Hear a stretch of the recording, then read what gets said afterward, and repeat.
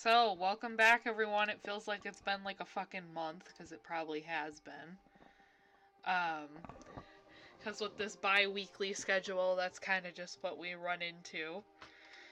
However, I don't think I'm ever going to be able to do weekly because dysthymia controls my life, and depression makes decisions for me.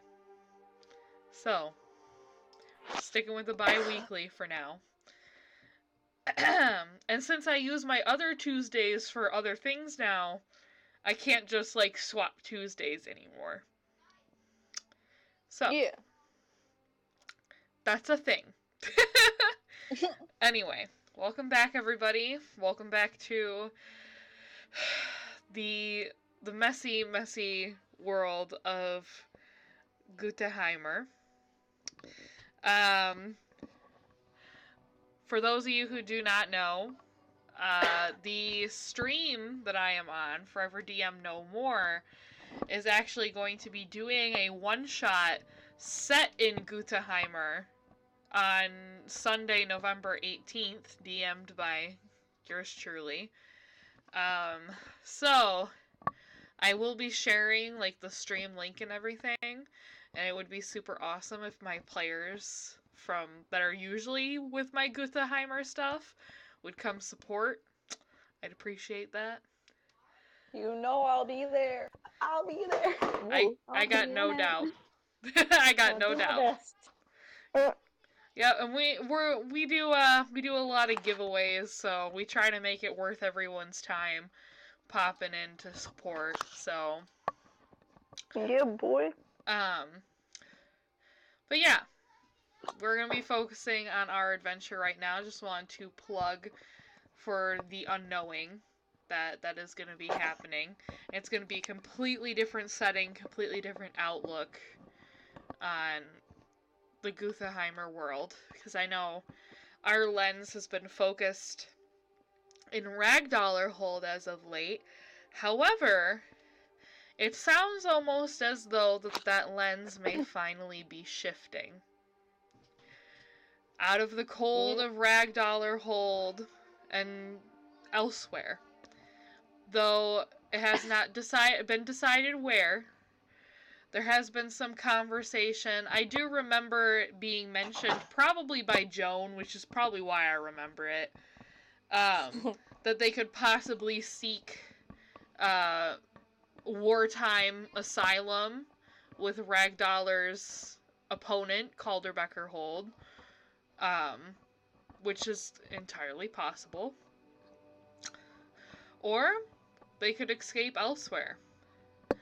Though that bit has not been decided, you all had decided to leave town as quickly as possible. So at this time, I'm going to ask one of my players to, step up and kind of give in character if you want to, but a quick rehash of what happened last session. See what you guys remember and kind of go off of what we all remember still. So, is there anyone who would like to tackle that barrel? I will. Okay. Alright, thank you. All I remember really is barrel that tackling. Alvid raged on Joan. He just went into a blind rage and nearly killed her. That was interesting. I remember that.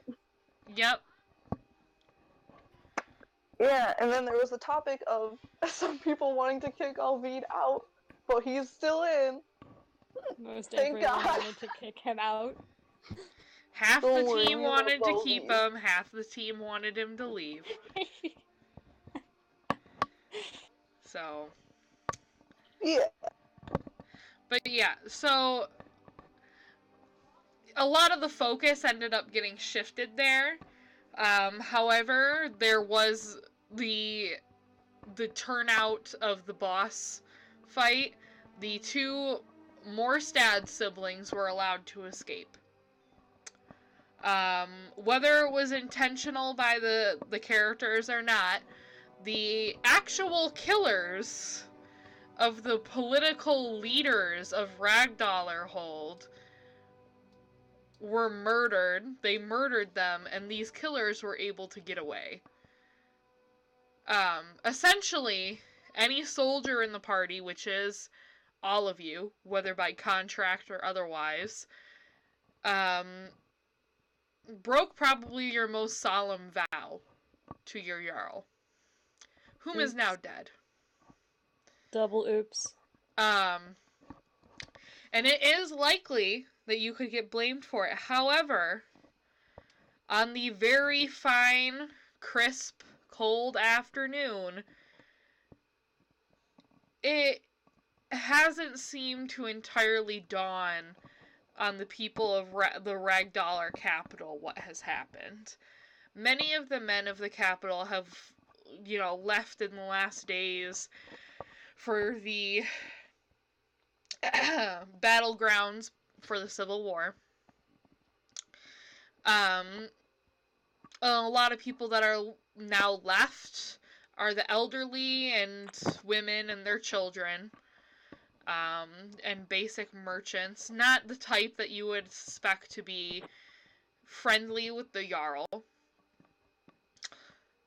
So, as it seems for now, it seems safe. For how long, you do not know as you step out into the cold, waking up from the warm nest that you made yourselves in the very generous Lida's home. And you are left to decide what it is that you're going to do now. You could possibly go and seek advice, but you do know that one person that you had attempted to seek advice from in the past, Mona, her entire shop is uprooted and gone, as if it had never been there to begin with. Suspicious, but even in the morning light, it looks exactly that way. No indentation in the snow or anything. She done disappeared. So, what would you all like to do? Leave. Yeah. Let's go. The question is where to. I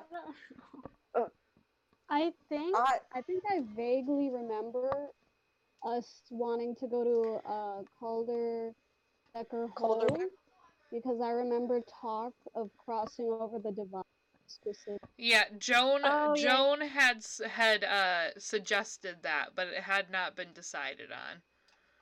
Oh, okay. Yep. I like that idea. I like Yeah. that idea. All right. So, let me see.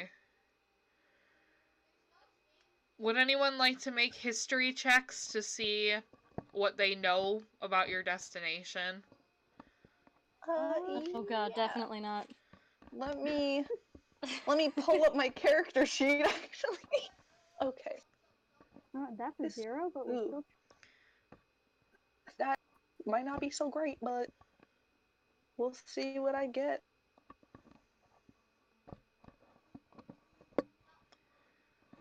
Oh, I had that on. Oh, advantage. Yep. Yeah, I had that on advantage. Should I do that again, or? No, I'll take the 20. Okay. But yeah, switch it back to normal. Yeah. Alvid, you know just as much as any Ragdalr soldier knows. They're your civil enemy. You don't know all too much about them. You never have been there. Never have wanted to go there. That's basically it. Alright.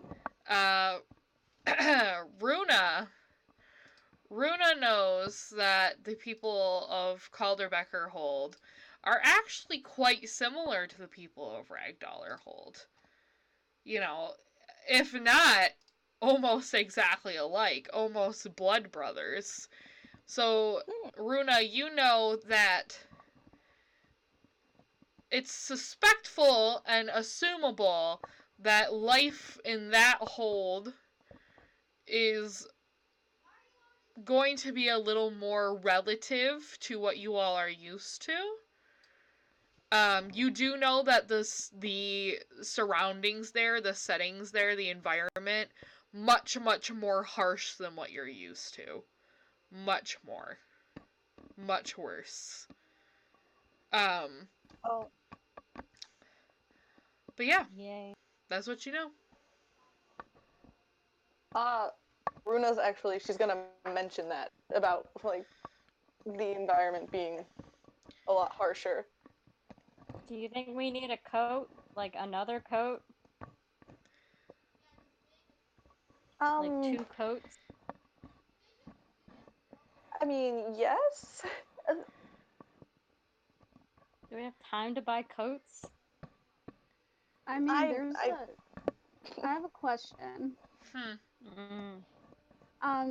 Isklop, is there like a place to shop clothing? In Iskaloft, no, Yeah. everyone from Iskaloft went to Ragdalr for stuff like that. Oh, okay. Yep. Iskaloft is more, and Alvid would know this because he's from there. Iskaloft is more of like like if you think of it in more modern terms, Ragdalr would be the metropolis, and then Iskaloft would be a suburban area. Okay. So, yeah.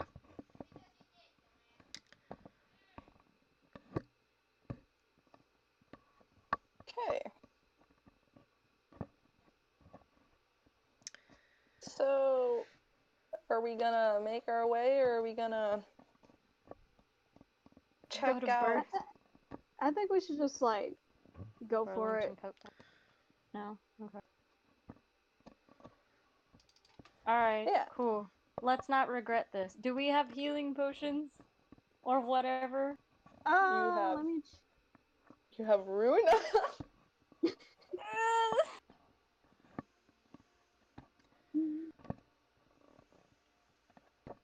I have lots of firewood.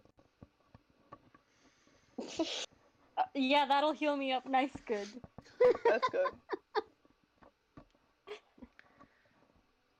Hey, can you break one of those in half and give it to Runa? I'll do it. Do you want it? Yeah, she wants. half of a piece of firewood. She needs it. Trust me. Okay, sure. Alright. Viking girls make do, I guess. All right.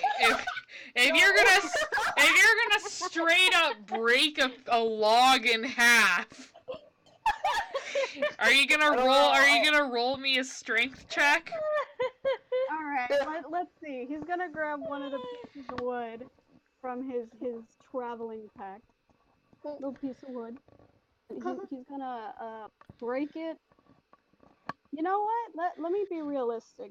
He's gonna set it down somewhere solid, and he's gonna bring out his axe, and he's gonna chop it. Okay. All right. Roll your axe.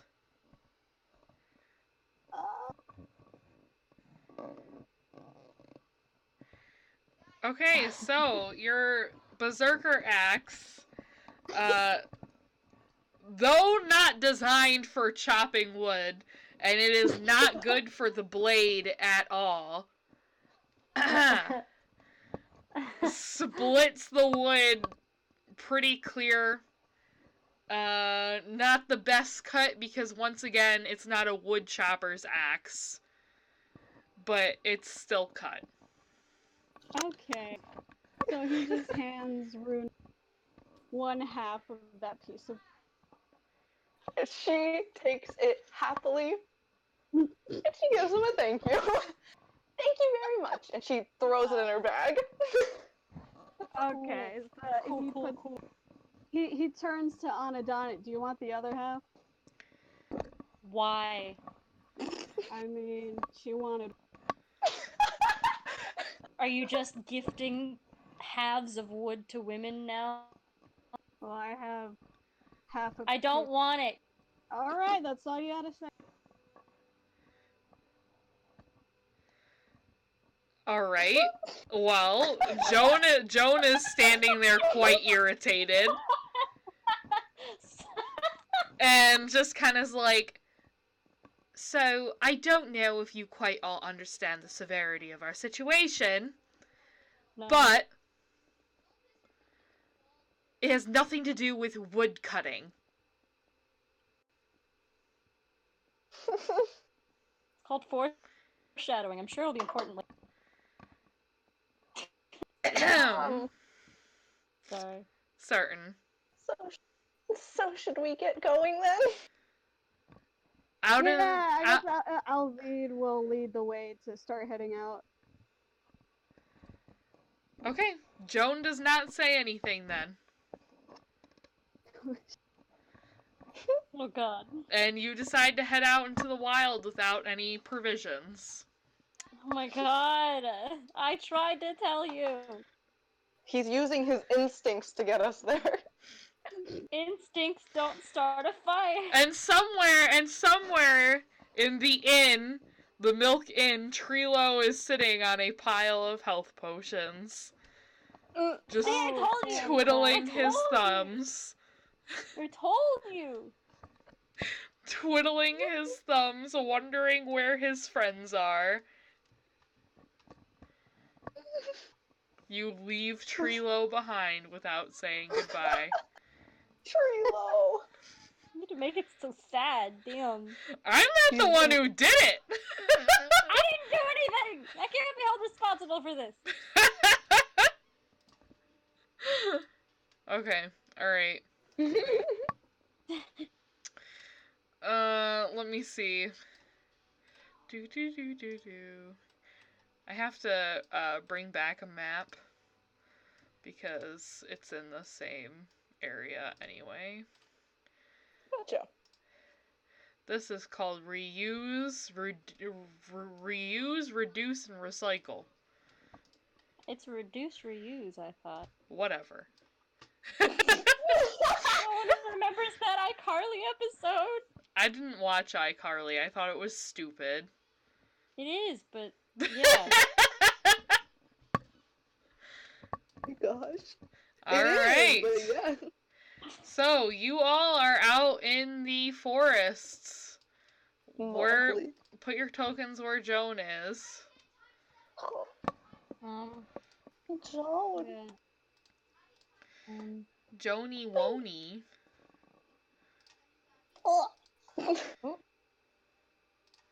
Alright, where the fuck... What the fuck is happening on this map right here? I don't know. Why is it all the way over there? Why is what all the way over who? I'm talking to myself. Okay, well. I don't remember how to do anything. God. Okay, so you're gonna go to journal. Which, Right. Yep, right, and you're gonna get on Adani and you're gonna drag and drop her onto the map. Found her! Good job. So. Move. Boop. There you go. Alright, so, I'm gonna show you guys where you are on the main map. You are in the forest. On the way to Iskaloft. Great time, right? Road trip. Yep. So, as you step foot into the snowy tundra, leaving behind the city that you all have been working in for the last fortnight, and perhaps have lived in for even longer. The purpose that brings you out here is a disheartening one and an unknown one, but as you step out into the white snow, you lose the vision of blood. Because as you had walked past the Jarl's longhouse, all you could think of is what you knew laid inside, just waiting for someone to find it. You think momentarily on one of your fellow soldiers at the beginning of this whole fiasco. The Jarl had been her father. And laying in that longhouse was her father dead, for her just to find. And for a moment, it dawns on you that perhaps you could have reported it. Perhaps you wouldn't have been accused. Especially if you had gone directly to his daughter, which you all knew her. You all had spoken to her and you all had served with her. But that was a decision that you had all not made. Now on the run, in eyes of some, possibly incriminating yourselves, Damn it. you enter the cold forest. And for the beginning, I need everyone to make a survival check. All right. Oh, Survival. Hey. Runa's in her zone. Runa's in her zone. She's been doing this for years. This is the opposite of my dream. Yay, I did it. Yes, good job. So, Runa, in her comfortability, begins to stray ahead as the leader of the group. Very comfortable in where she is going and being out in the wild. Seemingly happier out here than being caught up in a city of bones, most literally, in your all's memory at least. Yeah, Runa, you ain't got a problem. She's living large. Yep. Alvid and Anadani are doing just fine. They're comfortable going through the snow, no problem. Not really thinking to look back. Just trekking on forward. Joan's fine. With a 21, Joan is fine. Dirty 21, but it's fine. Alright, so.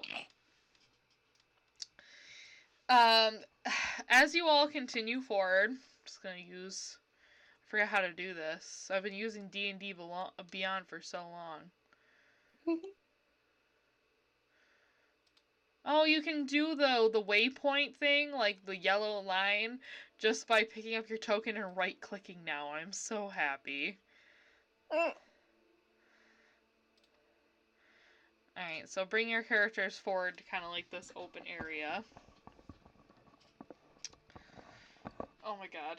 I don't know if I need to burp or if I have heartburn from my margarita or what. Or both. Or both, or all of the above. So, you all know that you woke up at more around 1 or 2 o'clock in the afternoon from your tragic night before. And it is not too long that it takes until the evening begins to set in. The sun beginning to set at around the usual 6 or 7 p.m. Dipping beneath the trees and glowing in the sky with a velvet purple glow. And quickly the tiredness begins to hit you all. You're tired from the decisions you've had to make and from the boss battle the night before, and just from the confusion and possible guilt you may all be feeling. So you can either decide to stop now and make camp, or push on. Camp. Yep, camp. Yeah, camp. Camp sounds pretty good. Alright, so you all decide to make camp. We get to harvest moon this shit now. Here we go. Yeah! Woo! Favorite part! Oh, yeah! Alright, so with the decision to make camp as the lights dim, you realize that the area that you are in now is the area that infamous castration had occurred. Lovely. You are right near it. No one says it, at least not at first, but everyone realizes it eventually. Alvita's not much of a talker. It's fine. Yeah, Joan notices it and just kind of grimaces like,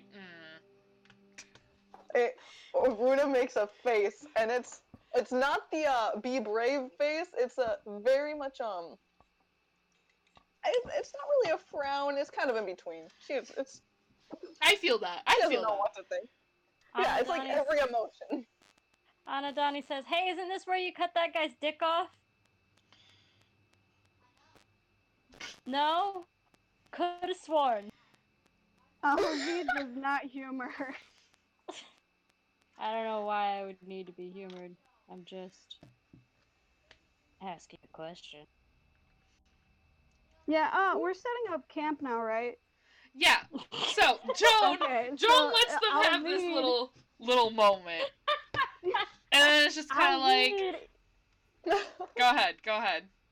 Okay, Alvide is already in the process of like clearing and patting away some of the snow to make room for a nice fire, and he's using the firewood that he already to get that.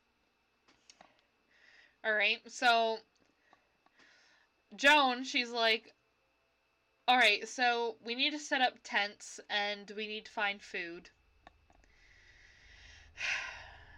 And I hope someone has a tinderbox. I think I have one, but no fire without a tinderbox.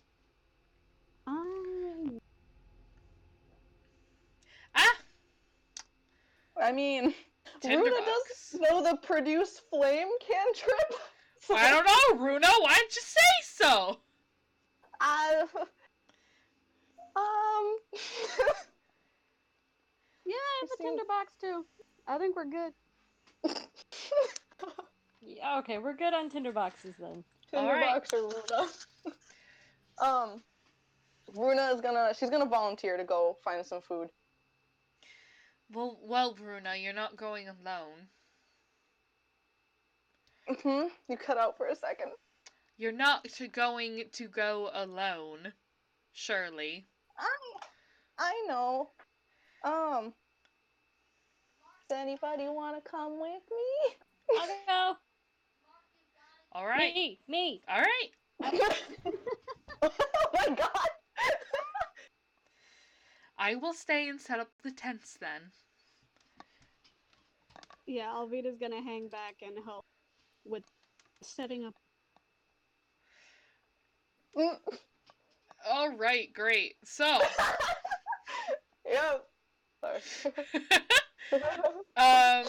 obviously, with the characters splitting up like this, they are great roleplay opportunities. Just so you know. Yes. Yes, I do have required roles. However, let's do let's see. All right, Amber, do me a favor and just roll a straight d20, and then Jess, can you roll me a straight d20? Heck yeah. Decide who goes first, who I focus on first. Alright, so I'm gonna do the lesser one first. So Runa and Anadani, since hunting is going to take longer. Yeah. So you guys get an opportunity to have a one-on-one roleplay moment. Yes. Alright, so I'm gonna paint the scene for you guys. Nice. Head out into the forest. What kind of game do you think you're hunting for? Like, what do you got in mind? Runa is gonna be looking, kind of up and down, maybe find some pheasants. Okay, alright. Or if there's Yeah, or if a fox makes its way up to them or something.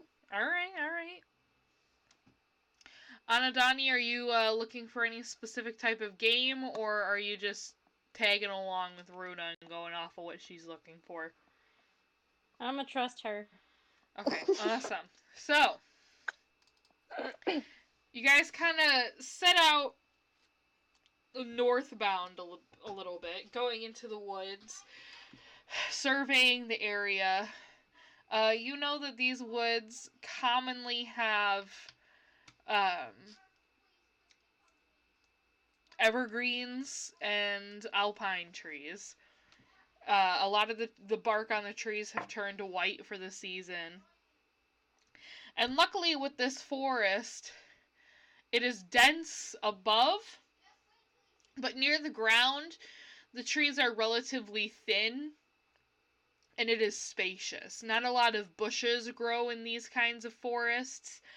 They don't thrive well in the cold setting with the very tough dirt. You can't get your roots down in there. So you do know that it is likely that you'll find a ground creature instead of a creature with wings. Yes. So, Bunnies! yes, like snowshoe hare and stuff like that. Yeah. Go ahead and both of you give me perception checks, please. Oh boy. You got totally ready for that. Wow.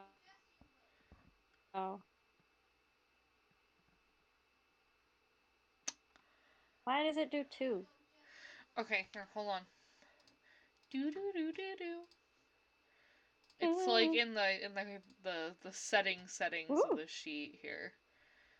Advantage toggle. There you go. So if you close your sheet and then reopen it, it should have the advantage toggle. It's gonna have advantage, normal, and disadvantage.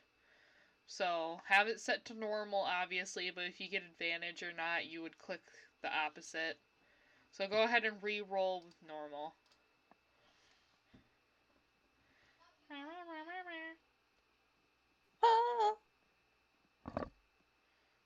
There we go. Awesome. So, Very nice. Runa, you notice what looks to be a rabbit that's kind of darting back and forth between the trees, trying to find cover. And Anadani, you actually notice a pheasant hiding in one of the very few underbrush, just kind of ducking down low, very terrified, very cold, very scared. But you do know that pheasants can fly, so it is very likely that you could scare it off before you successfully hunt it. I just tap Runa and point it out to her and let her make the decision. She's doing the hunting. Okay. I'm here for the backup.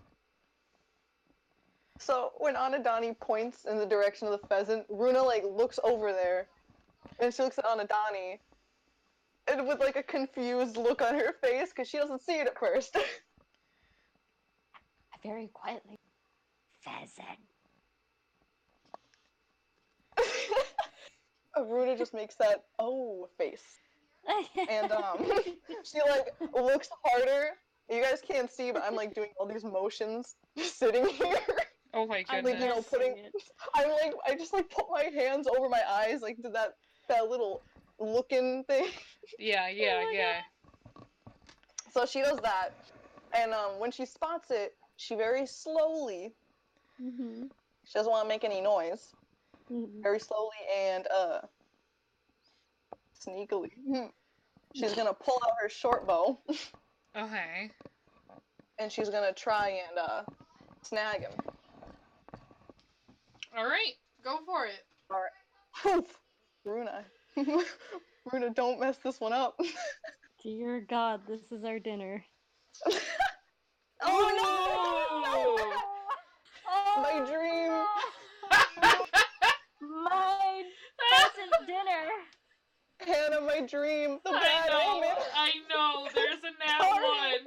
There is a nat one. No! It's the start of many. All right, let me see. Alright. Oh, God! So, Runa, you She go. shoots herself in the foot. You go Oh, to aim no. up to shoot the pheasant. And as you're doing so, and you pull the trigger, the homemade arrow of yours snaps, and the wood under the pressure snaps back, and some of the wood like actually smacks you in the face. No! Yep. Oh. So Oh, God. you're gonna take 2 points of piercing Oh damage. my god! Oh, my God! Yep. She lets out this like shocked little yelp. Oh my God, goodness. Oh, God, are you okay? Are you okay? Oh, my And the pheasant is scared off. Oh Are you Oh, okay? man. Oh, my God. If that was anyone else, that would have been hilarious. no! Yeah, I'm fine. Yeah. Okay. Yeah, I'm okay. I'm okay. Okay. You wanna try hunting something else, maybe? Yeah, I think I'm gonna. Yeah, I don't want to go With back a different empty-handed. weapon? Cool. Well. You got this, and I give her a pat on the shoulder that's really awkward. Yeah. I'm imagining that rabbit from earlier is kind of gone. Yep, so you're gonna have to you're gonna have to give me, both of you are gonna have to give me survival rolls, because now it's starting to get dark and you're in the woods. Hannah, my dream. I'm getting scared. Okay. Alright, so Anadani starts to feel the effects of the cold very quickly. However, she is not at the point of where she's going to start experiencing any form of illness just yet. But she's starting to feel it, and because of that, your following rolls are going to be at disadvantage. Oh Shit. boy. Alright. All of mine? Yeah, until your next survival roll. Or until you get back to camp. Do I have to fix that in the settings thing? Yeah, so any roll you're gonna have to do, you're gonna, when you open your sheet, you're just gonna click disadvantage. Okay, so, Runa's fine. Yeah? Yeah, Good. Runa's fine. So, you guys Moving it up. decide to continue on, knowing you can't go back without any food at all. Yeah. Aw. So, either you can both make separate rolls, or Runa, with the aid of Anadani, can make a roll at advantage. Please just take my aid. Okay, we'll do that then. Alright, let me put that on advantage then. Runa's Perception. her embarrassment kept her warm. I'm sure it did. Alright, so, with your 22, you see... Great. You see a winter boar Holy shit! beginning to emerge from its den. Big dinner. Big dinner. Oh god. Big Dinder. Don't these guys like if you anger them with some shit that they like charge you? You gotta give me a nature check to know that. Oh, Alright. God. Don't worry, Runa's got a 2 in nature. I mean, it's better than my 0. Oh, I was still on advantage. Sorry about that. Keep forgetting to put that back. Want me to do that again? Yeah. Boom. Ah! Alright! You know that boar will charge at you. So if you attack it and don't kill it immediately, so like if you use an archery weapon, if that weapon does not have enough poundage to kill it immediately, then you're probably gonna have to be able to make 2 shots real quick. Oh boy. Okay. I'll punch it if it doesn't work. So I'm gonna tell you, this boar is about,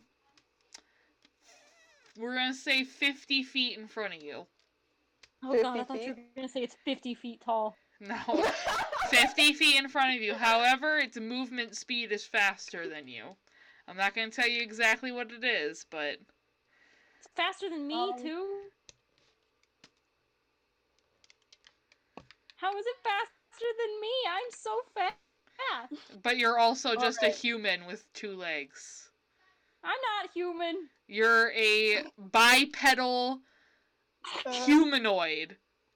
Okay, I'll take it. Yeah, you bipedal humanoid. Bipedal means moves on 2 legs. You're a bipedal humanoid. Alright, I gotta think about what I could do with this. You better be quick! Better be quick! How about... Wait, okay. You shoot it with the arrow and I throw my small knife at the same time. Pew pew. Can we do that? Can we... Yeah? You wanna do it? Yeah, can we try that? Yeah? Yeah, okay. Well, let's hope she doesn't get another nat one. Alright, I'm gonna... Or you. Boom! Okay. She's gonna take a deep breath. She's gonna try and compose herself, and she's gonna aim her little archery weapon that snapped last time. Don't worry about it. She won't get that arrow back, but that's okay. And she's gonna fire. Not a nat one. Alright. So, Dagger egg. alright, yeah, go ahead. Before I have any damage rolled, go ahead and throw the dagger. So just roll the dagger. Okay, I assume that this is the butt. I don't wanna... You're gonna go to attacks and spellcasting. Oh. Okay. What? You're gonna just click dagger. You're gonna hover over it until it turns red.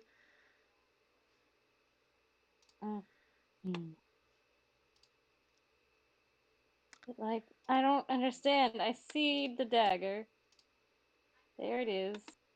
I don't want to change the name of the dagger. No, you're just gonna hover over it. You're not gonna click the gear or anything. Just hover it over it till it turns red. It's not turning red. I'm so confused. No, nope, you're in the wrong column. You need to be in the column above it. Oh! Attacks and spellcasting. There it is! Yep. Found it. Click it up there. Woo! Yep, there we go. Alright, so, go ahead. Nice. Each of you roll the damage on that, and I'll tell you if you succeed. Oh god, I'm so scared. Ooh. 2. Oh, okay, there we go. That's the wrong button. Okay. Oh. So go on. So in the chat, at the 25 dagger, hover over the word dagger and click it. Oh, hey. All right. Well, it's charging at you now. Shit! Love it. Shit! So before it gets there, you both have another 2 attacks. It's charging. It was hit, and it's got I this. have a dart. I'll throw a dart, I guess. All right, throw the dart. Okay. And Runa's gonna try her short bow again, too. All right. Alright. Bing. Fuck. Both of you roll for damage. Yay. 2 again, love it. Runa's gonna die. When a boar's gonna kill her. Is it? This is so fun. Alright, so the boar with a dart sticking out of it and 2 arrows sticking out of it manages to get up to Runa No! and goes for a slash attack. Get out my dice. Alright, goes to slash at her with its horns. and Love it. angry squeals. It just rolled a fucking Why nat 20. Why are we so bad at this? Oh my god. Runa's not bad. She's just So that hits. I know that hits Runa. yeah. Fucking I mean, dream team over that here. hits. Alright, so Can we recruit 2d6. Devor? That is 5, 6, 7, 8 points of slashing damage. No. All right. Okay. Okay. Alright, Runa, it's your turn. All right. Well, This is happening. yeah. I guess this is how Runa goes. In like an act of panic, she's going to pull out her spear and try to stab the heck out of this. Alright, To stab get it, off. stab it. Stabby stab. Okay. Alright, roll okay. for damage. Mm. I don't know what Yay. the 3 is, but 2 piercing's fine. But it says +4. Oh. No, that's Okay, 2 never that's 2 That's- attack. Yeah. That's So- what I roll. Just never listen to me. So, so the pig is still squealing. He's still squealing. I smack it with my staff, screaming. All right, smack it, roll it. All right, roll for damage. All right, he's still squealing. He's looking real bad now. He's looking real bad. Hit him again. All right, he goes to lash out at Runa again. Shit. That is a 15 to hit. Let me check. Oh boy, who that hits? About to Her say it would armor hit class is- me. 1 point of Her armor class- damage. 1 point of Oh, that's- damage. That's okay. Whoa. She can 1 point. All right, Come on, Runa, it's keep your it turn. It's your turn. She did worse to herself. Okay, she doesn't want to like damage the food. I mean, it's got a bunch of shit. This coming is a big boar. Don't worry. Yeah.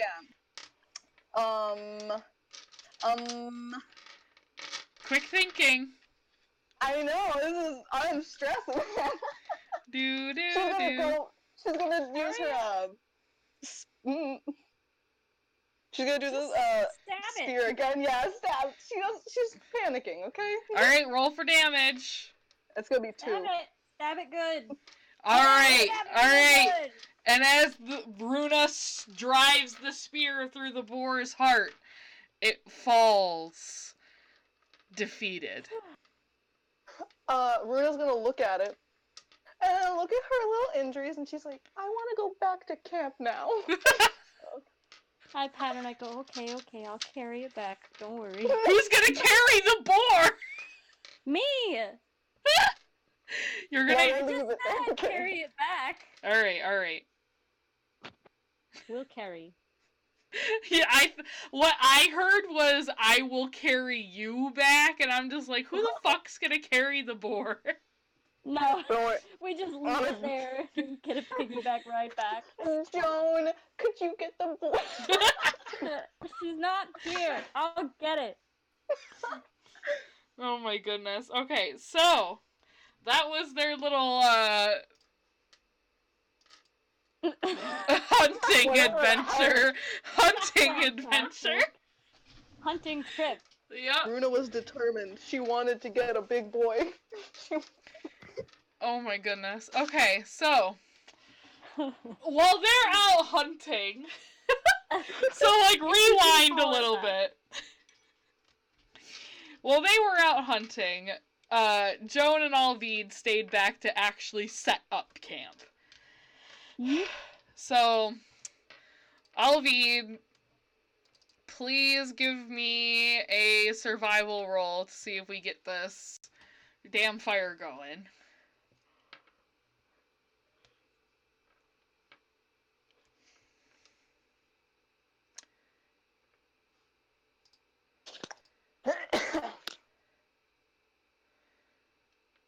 Okay, well, I've seen better fires. Okay. So, so that wood that you've been carrying around subsequently has begun to rot.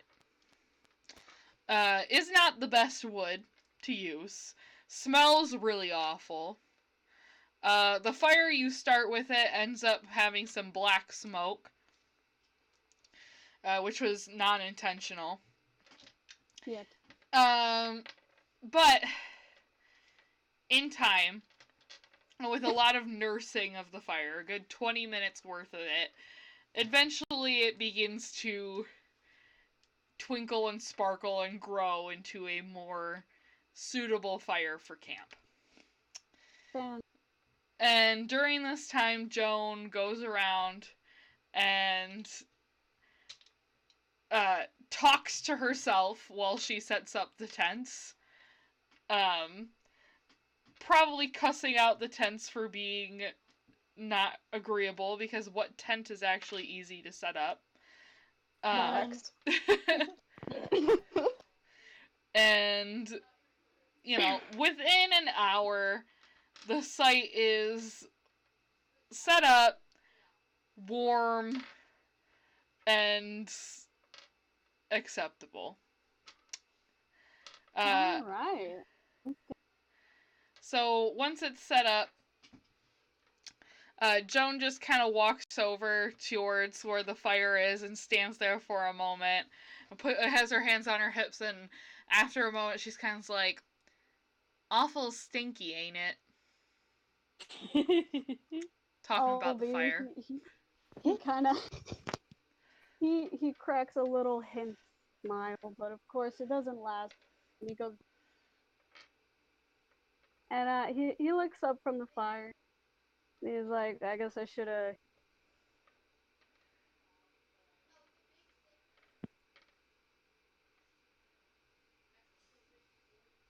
It cut at, I guess I shoulda.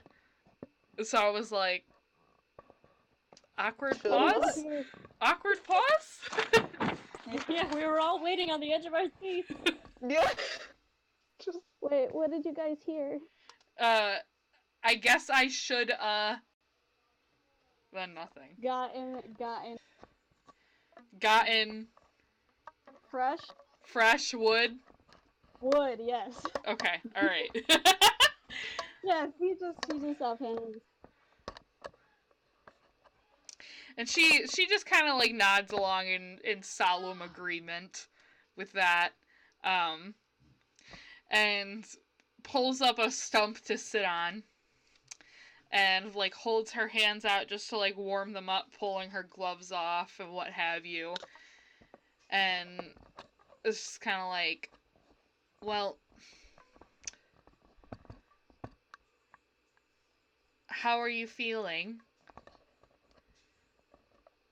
Alvid, he's still kind of picking at the fire, making sure it's actually gonna, keep burning and not just.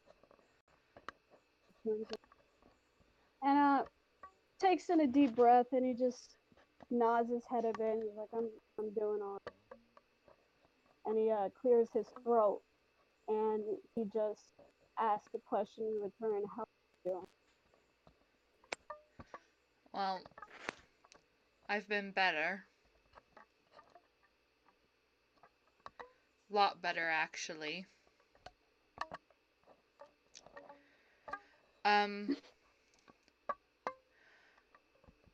Is someone playing a ukulele? Yeah, I am. On my microphone.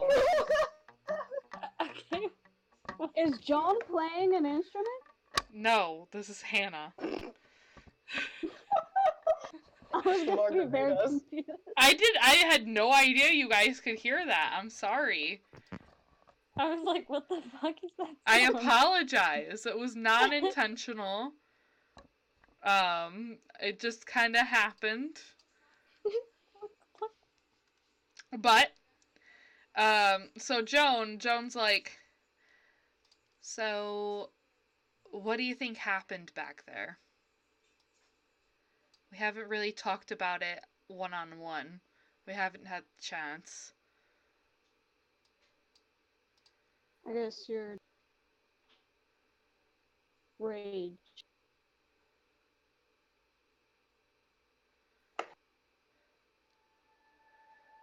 That's all you think it was? I'm not sure. No. Amber, you keep cutting so much that I'm like gonna kick Yeah. something. Can you hear me?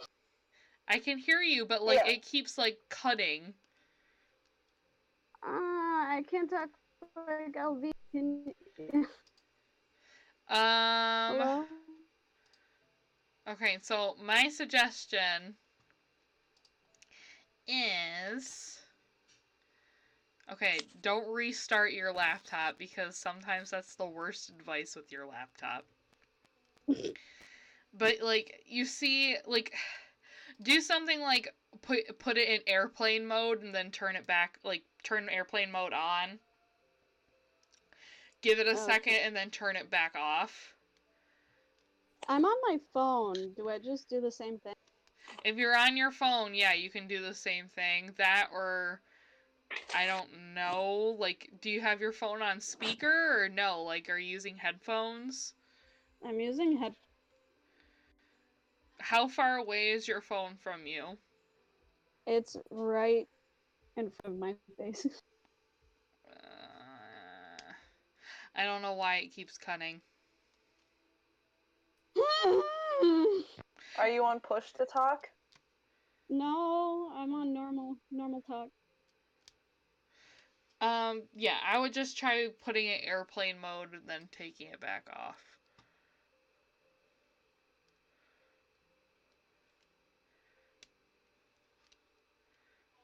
Meantime, we can do a little dance. Do do do do do.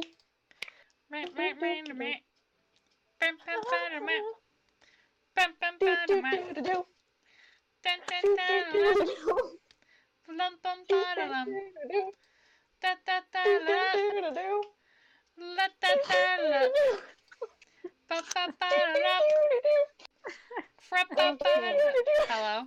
Is this our intermission music? Yeah, it was intermission music. Hello? Hello? Hello? Amber? Is alive? I heard her voice. Oh, she gone. Oh. Amber. No. Hello? Hello? Hello? Hello. Hello! Hello. Hi! Alright, say a whole sentence. I was walking towards the train station when Gerald stopped me on his way to work. What the fuck?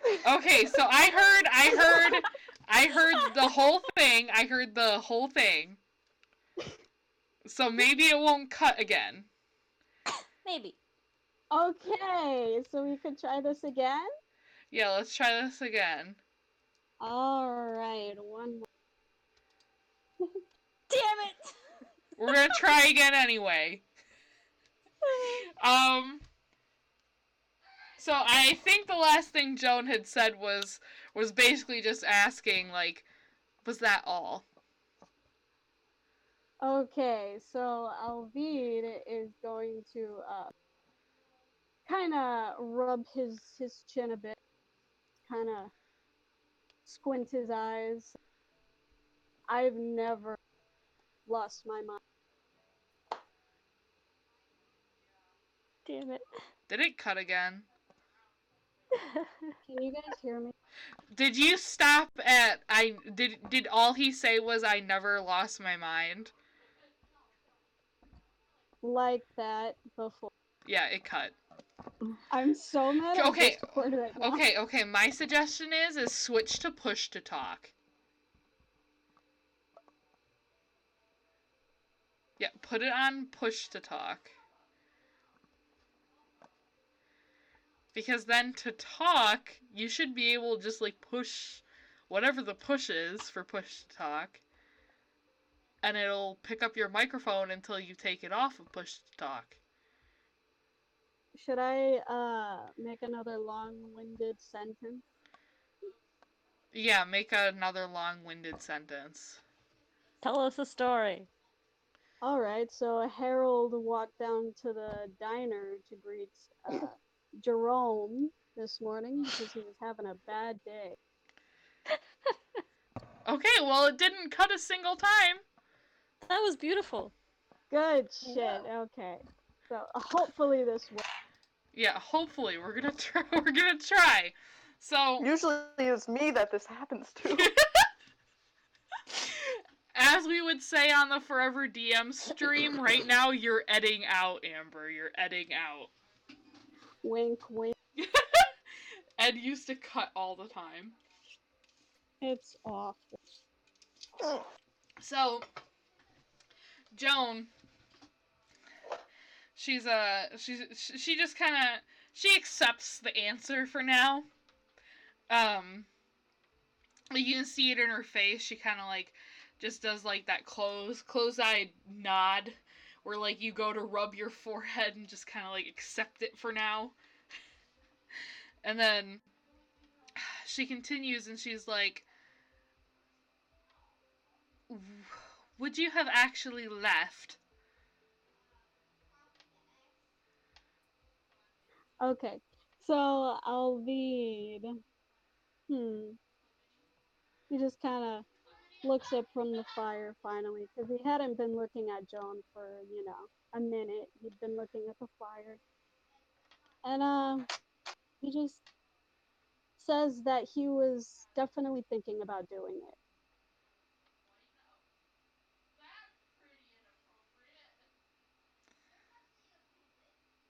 You would have just left me and gone where? Just run away from what had happened?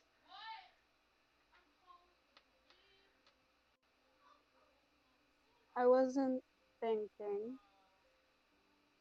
I was just moving. Well, if that's never happened before, there has to be a reason why. Yeah, he's just at a loss of words. He can't wrap his mind around it. He just knows that he lost his mind, couldn't see straight, and he can't immediately put into words what might have happened. He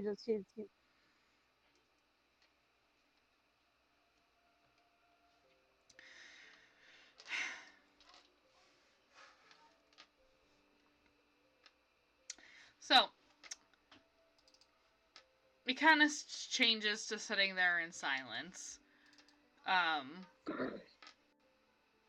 Because Joan is not one to talk on when the other person won't reply.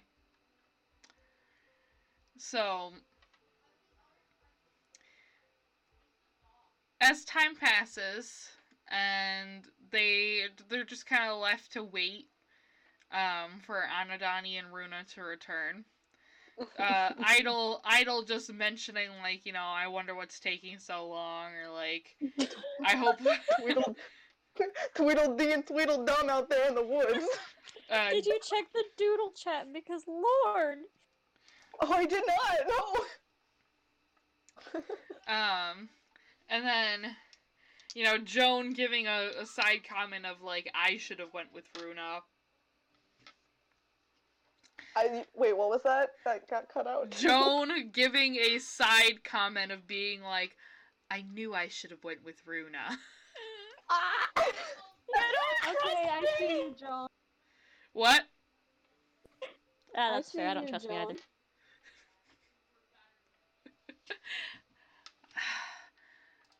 So, time just kind of passes. And as it does, I need perception checks for the two of them. So, awesome, Joan. Best perception check ever. She's had much better rolls before. Beautiful.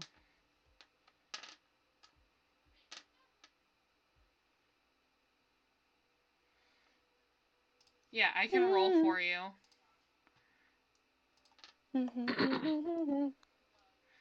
Do do do do do. What an awful time to have to walk somewhere. My plans. I'm sorry. You're okay. I'm just teasing. Alright, well, Alvid is gonna notice this. Good shit, what did he roll? Oh boy. 25. Yeah, he rolled Oh, my boy. He rolled a 25 in perception. So, Oh, I'm proud of the boy. so Alvin picks up on it first, almost like his spidey senses are tingling. But Joan and Alvid, in succession, Alvid first, and then Joan soon after, begin to feel almost as though you are being watched. And by this time, I can tell you, the sun has set. It is dark. The only light there is the glow of the fire, and the fire only illuminates within vision, so about 30 some odd feet. And you feel just beyond that light. You feel as if something is watching you. Stalking almost from the shadows. Okay, so, okay. Is that all Alvid can, like, notice? Yep, because it's dark. Alright, fair. Okay, and does Joan notice that too, or? She notices it within, like, a minute or two after Alvid starts to get, like, that I'm being watched feeling. Like, Joan just kind of, she doesn't say anything at first, she just kind of, like, sits up and gets that, like, furrowed brow look as she's kind of, like, surveying the makeshift horizon line of the fire. Okay. Alright, so Alvid, he does, like, go all, like, guard dog look, and all over the place. And, he kinda, let's say, I want him to pull out a torch. You want to pull out a torch? Yeah, and he's gonna light it on the fire.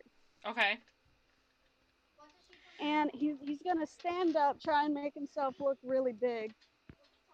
He's already big. Yeah, I was about to say that. He's 6'5". Yeah, he's gonna try and Dear make himself God. look, intimidating more than he already is. Yeah. I don't know, Runa's the most intimidating on this team, so... Alright, the second most intimidating one. True.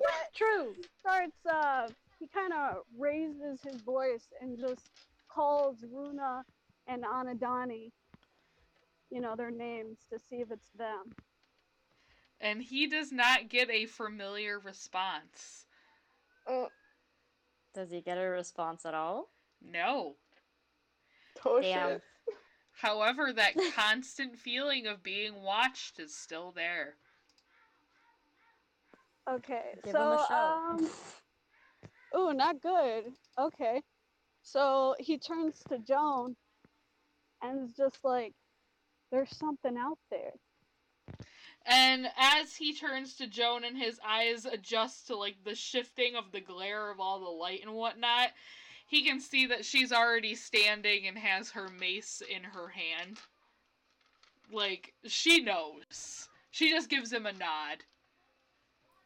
Alright. So, do we, like, hear anything from any one direction, or is it, like, all over the place? So, with your perception check from before,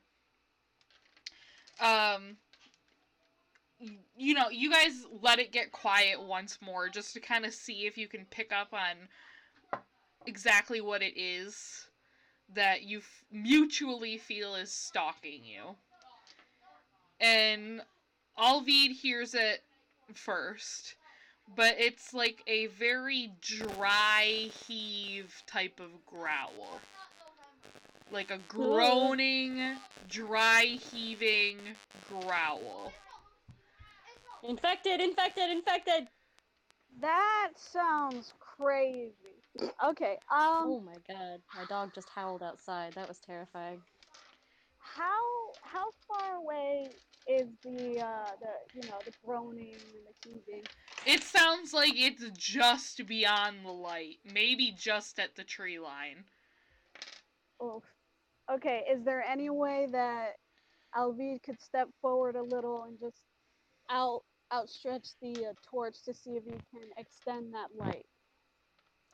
Alright, so as Alvid moves forward and extends the torch, immediately a clawed, dry, wrinkle-skinned, human-like beast is slung at him, like out of the dark, and goes in to attack him.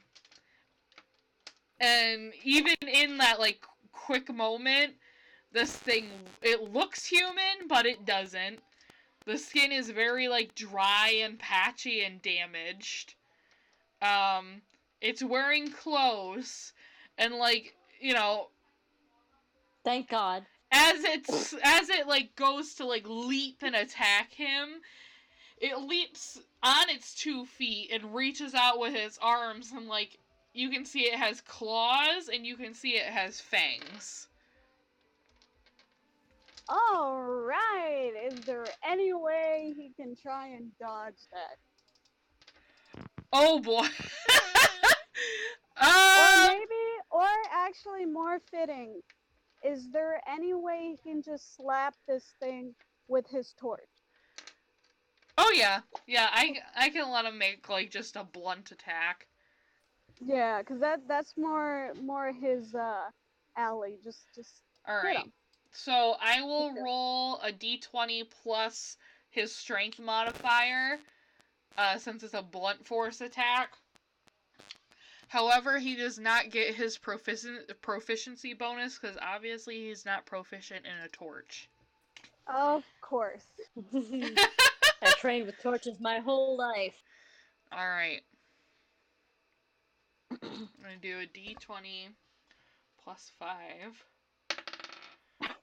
Oh, that's a 21. Awesome. And I know this thing's AC. So yeah, that hits. Good shit. That definitely hits. We'll do a base d6 for damage. d6 plus 5. Alright. So, from the torch alone, Alvid does manage to do just a straight whopping 7 points of damage. And that does manage to, like, knock the thing away from him. And as it is knocked away from him, he can see now, since it is in the light, it, like, clambers up and stands up straight. And it looks completely humanoid, just with damaged skin. Oh no, thanks. Okay. Can Alvid now create some distance? Alright, yep, so Alvid backs up away from it. Yep, he don't mess with that. And so Joan, she, like, when that thing lashed out, she quickly moved to grab its shield, her shield, because you see a thing like that move that fast, you're grabbing your shield. So she goes and grabs her shield, and once she has her shield on and has readied herself, despite being all done up in her armor and whatnot, she does go to attack this thing, because obviously it's hostile. Go, Joan! So she moves quickly after, like, as Alvid backs up to, like, arm himself, essentially, figure out what the fuck's going on. Joan moves forward with her shield protecting her, and goes and, like, uses her mace to smash it. For a 19 to hit, which I know hits. Hey. for another 7 points of damage. So as she smashes it with her mace, the spikes in the spiked ball at the end of the handle get lodged in its shoulder, and it lets out this like wail, a wail of pain. It's not even a scream. It's like this otherworldly wail Spooky. as she like. Hey, Runa, did you hear something? No, No? you guys are busy dealing with a boar right now. Too busy screaming. Joan pulls her mace back, and Joan notices, being up close with this thing, that its body looks very much akin to someone whom has been dead for a while. So that's a good thing for her. Because she's a paladin. Hey. So, and that her divine sense getting up close to this thing begins to kick in, and she can just smell it. She can smell this reeking creature. And she scoffs and raises her voice and is just all like, "We've got to be dealing with a vampire or something over here. Oh, shit. Reeks of death." And let me see if she can do anything with her bonus action. Specifically because this thing is undead. Yeah. Do.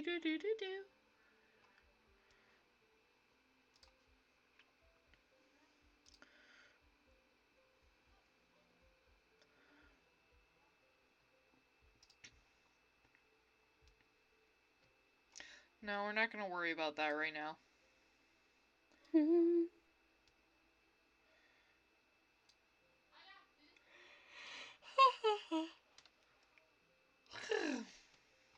Wow, I'm already tired. That's sad. Me too. What a life. I was tired when I went into work at 1 p.m. today. I feel that. Alright, so, Alvid, what do you want to do? Okay, so does this mean the encounter has started, or? Yeah. All right.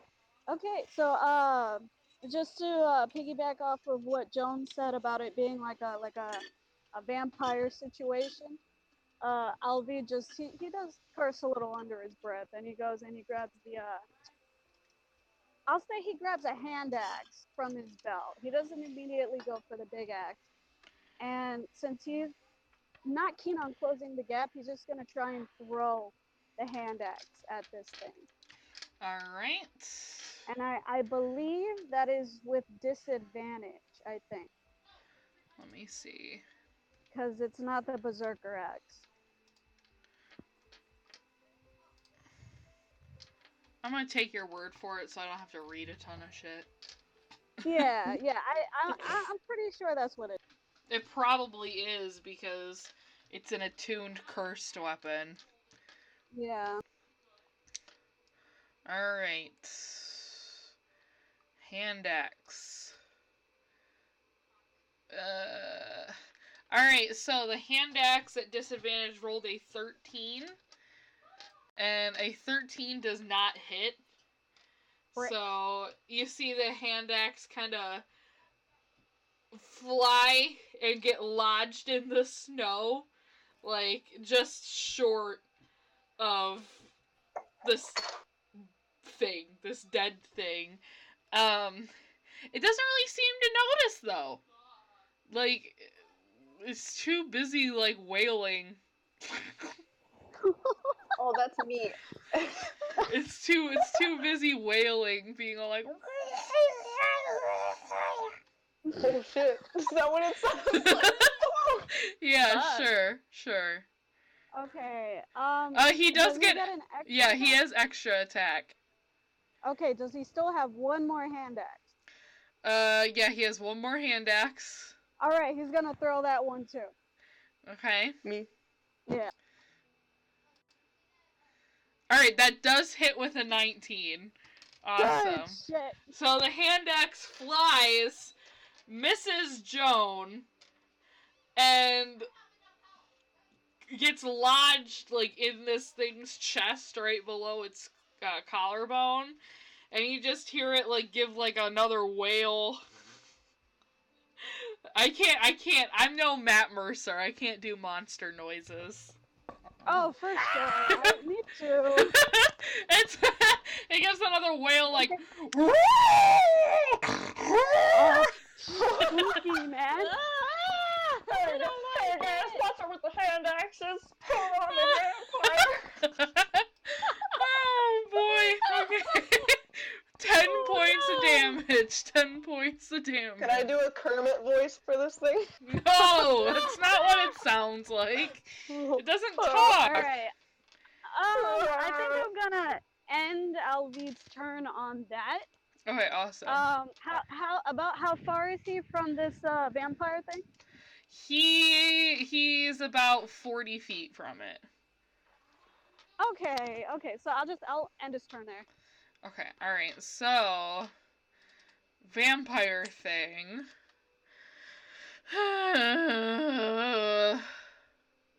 Asshole number 57. So this vampire thing goes to slash out with its claws at Joan. Let me see.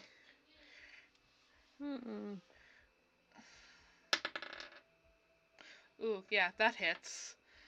I don't even have to do the math for that. Hey. This is not an A situation. Joan just got attacked by a vampire. No! Alright. Hey. So, Alright. damage.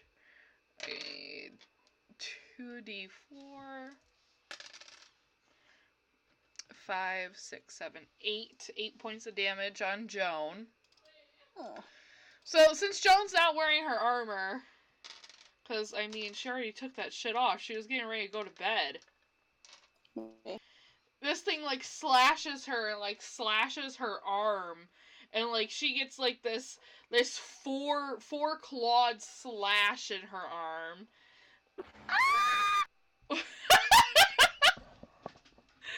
And it...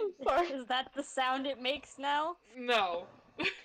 And it does cause her to, like, stumble back and, like, grip her arm because, like, that's bare flesh. It just ripped into bare flesh. And she just does, like, a... What the fuck? What was that? What kind of...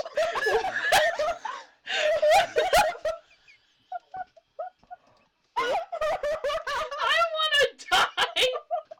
That's it! Campaign over! Whole campaign! Whole campaign! Whole campaign! I'm sorry.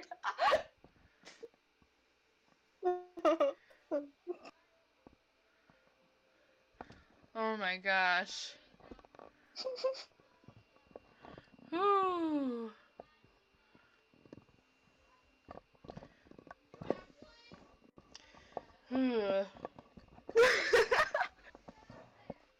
Okay. Yeah, it slashes Joan and it does like a... What the heck is that? I hate this thing. Please kill it faster. I don't want to hear this anymore. Make it stop. It sounds like it's eating. Like, you know when people, like, really scarf food? That's what I imagine. The worst sound. Alright, Joan goes to strike back with this thing. Goes, strike back! Oh. 2 times. With extra attack. So, wham, hits both times. Hey. For 18 points of damage. he gets smacked. He gets smacked in the chest and pushed for 18 points of damage. And it, like, stumbles back and is like, Me. Kill it faster. I need a more margarita if I'm going to be making noises for this thing. God damn it. Oh, fuck. Okay.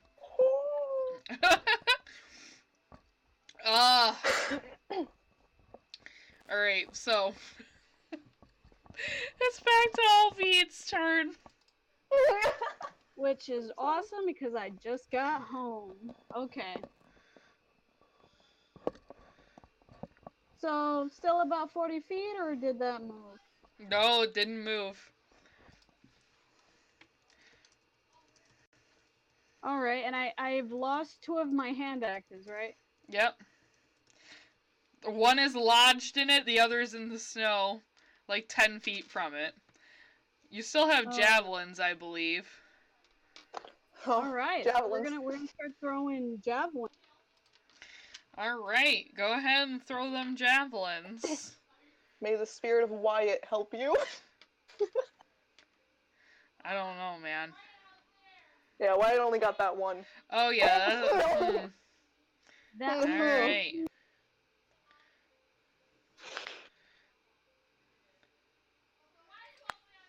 Well, do I have to tell you that didn't hit? Oh, no, I don't think it hit, no. Okay, well, it didn't hit. Just missed. It didn't hit. You go to throw it, and the wind picks up and blows some of the ashes of the fire into your face. Ah! Yeah, so you miss hardcore. It's a Okay, good thing you didn't hit Alvid, Joan. Yeah, that's very good. But Alvid, he lets out a disgruntled, like, grunt from getting some of the ashes in his face. Do I want to try for a javelin again after that?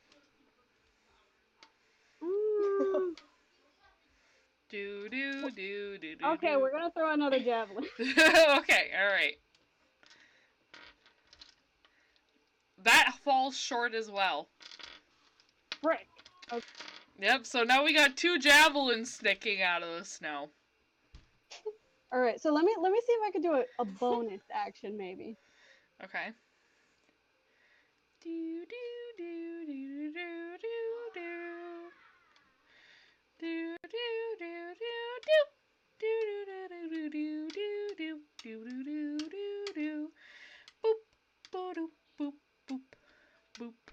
Okay, so I see a bonus action that might be able to help, but I think I'm gonna hold off for now. So I'm going to end my turn.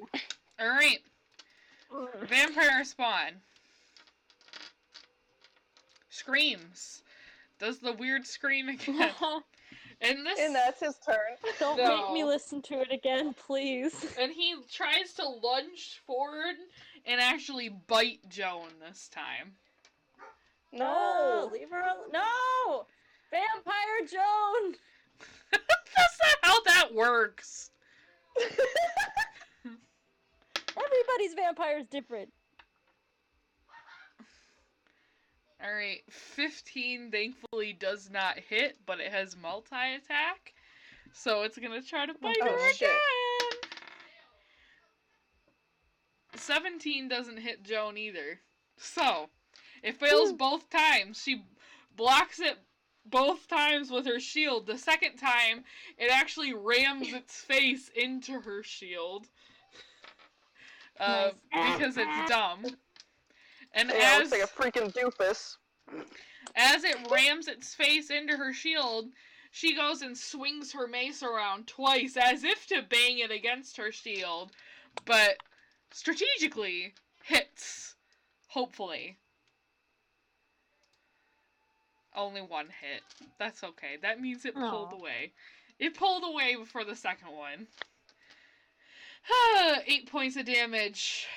And this beast is, he kind of like stumbles back and he looks like he's beginning to lose balance. and he's like kind of lopsided, but he's still standing. Alvid, it's your turn.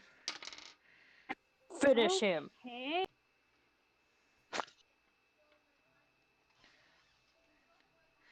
Okay. I am so scared to like do anything. And everything is going so badly for you. I feel so bad.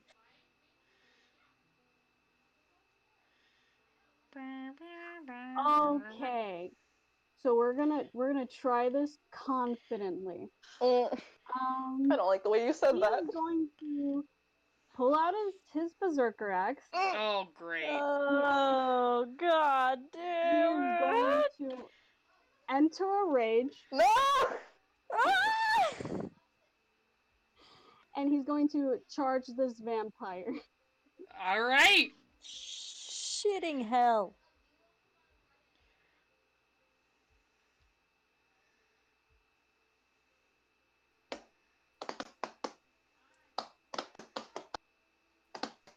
Yay! Yes, that hit the vampire. Woo! Hit it hard. Roll for damage, 9. and we are going to add stuff. So, plus 2. Okay, so it's a +3, so 9, 10, 11, 12 points of damage. Oh, this thing is like down on its knees now. It's not dead, but it's Kill it. it's fallen. All right, and that Kill was it only one faster. attack, so we're going to attack once more. Okay, Yeah, that hit. That hit. Woo.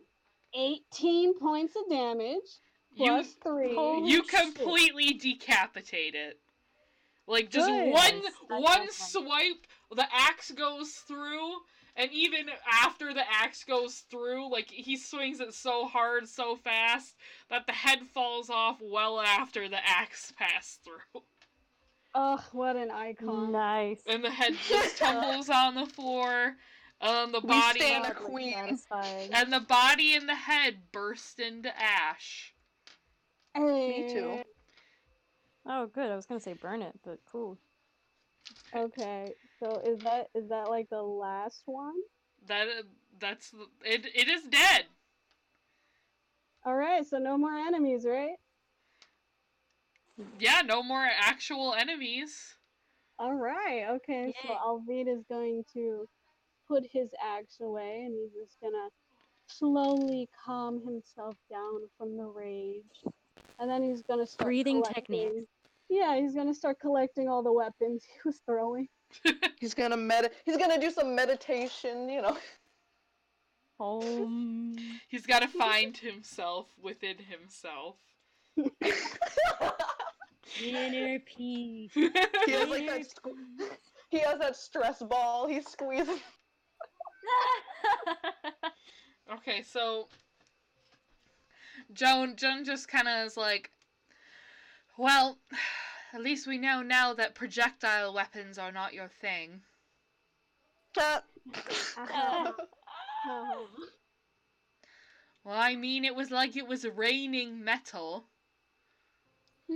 Javelin Yeah, here. I'm just glad nothing hit you. Nothing hit me. Look at this. Points at Well, her arm. I mean, coming from me. Of course, you wouldn't want to repeat. Oh my god. No, I'm fine. Not that you asked, but I'm fine.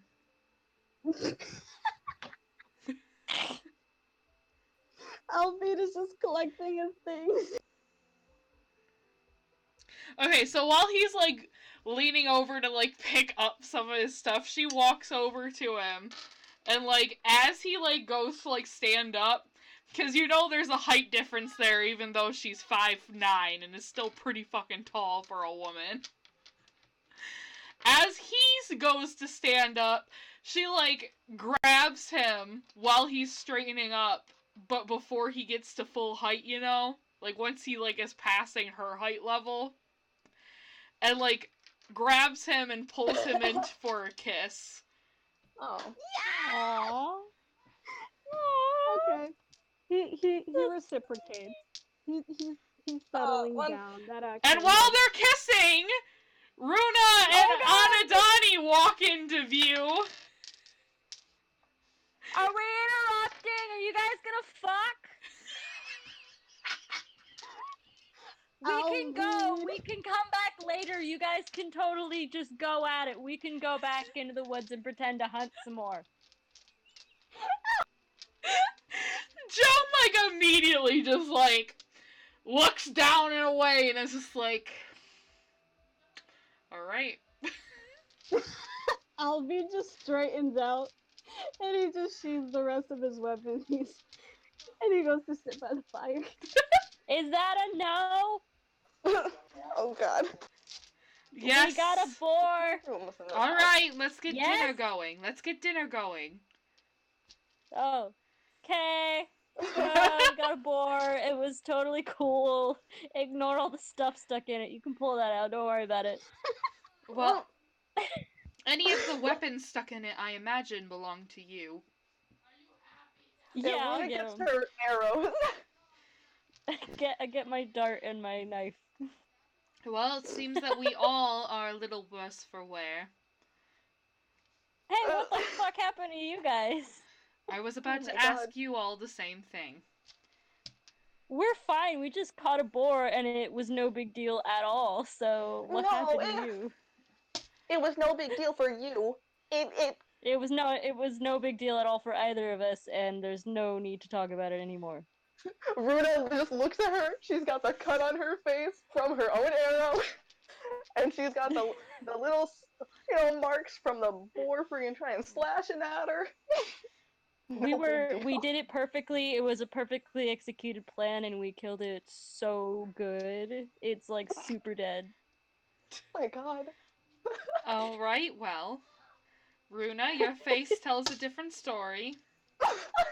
Oh, she's fine. Branch I did this hit one her. to myself by accident. Oh, well, it happens. At least, She's fine. are you okay, Runa? Yeah, I'm fine. I killed it though. You should have seen me, John. I stabbed it with my spear and everything. Good job! Oh, she was so fucking cool. She was wicked awesome. Good job. It was all bloody and gross. It was the best. Now, congratulations aside, let's get this boar cooking, because it can take a long time to prepare this type of stuff. Yeah. Okay. Have fun. Can Alvi just interject, like, after that, actually? He's just gonna, call to Runa and ask her to check out Joan's wound, because he remembers she got injured. Yeah. And How Runa's just kind. gonna. She's like, yeah, of course. I'll go do that. And he hops Wait, and jumps. what happened though? Yeah, we told you what happened to us. Which is nothing. Well, It was kind of embarrassing. something was I don't know. Perhaps it was making its home here in the wild and kind of like looks back at Alvid to see if if he concurs or has a different opinion on that. No, Alvi pretty much agrees. There was something creeping about in the woods. Probably, scoping. It seems to have been some sort of monster, like perhaps a Reaver or a vampire. Holy shit. I don't like reavers. Yeah, me neither. I don't know what exactly it was. I just know that it smelled awful. It smelled rancid. Yeah, I thought one of you just farted. Good to know. Oh, Oh God. All right. So, Wasn't That's gonna kinda say rude. anything, but I wasn't gonna say anything, but you know, now that there's an Sorry. explanation, yeah, of course, of course. yeah, of course. So, I'm fine, really. Just a couple scratches. Yeah, Runa's just gonna give her a look. She's gonna be like, Joan. Joan, please. All right. And also, I can't roll right now because my little room was taken over and I didn't want your ears to be blown out by a hairdryer. All right. Well, I can roll for you. Thank you. Mm-hmm. Yeah, she's gonna cast Cure Wounds. Aw, so nice. Yeah, she loves Joan. Joan Lovruna. All right. No. 8 points of healing. Hey, Ayy. hey. All right. That's So, bad. from there, y'all prepare the boar. You make some food. You eat some food. Thank God. Mm. And you're able to enjoy eating this meal together around the fire. And as you're sitting around the fire, Joan very promptly brings up a specific topic, and she just kind of like clears her throat and speaks up while looking at her food. So, what exactly is it that we are actually planning on doing once we get to Calderbecker Hold? I don't know. What do you want to do? Well, we can't just go there. Mm. There's a civil war. Um, do you think that they wouldn't let us in there though? Now that I'm thinking on it a bit. It's likely. It's very possible. Anything is possible, but it's very possible that we could be turned away. At best. What? Well then we'll have to offer something. Well, we could either offer something, or the best scenario, I believe, is going there under terms of asylum, which is seeking aid from our mother Hold. That's what I would Okay. consider would be the best attempt. Okay, but they still might ask for something. So like, And what do you we know, have to harboring offer? fugitives. I don't know. Information? Do you guys have information? Anybody I know don't some know cool if I'd shit that really they'd want like to. to know? I don't know if I'd want to give anything like that up though. Well, I have. Maybe just you don't even have to tell the truth. You can just lie. That's You can not just say wise. something. What? We can lie. Some of us are good liars. But if they were to ever find out that we were lying, we would make another enemy. Oh, well then you make something where it's like they can't figure it out, but they just believe that it's true. Like just something about like the customs or some shit that they're like, oh, people in there over there must always never shower or something. I don't know. Something that they can't confirm, but will believe wholeheartedly because we said it. What grounds do you think they would just blindly believe us on? Well, I don't know, because we're from here.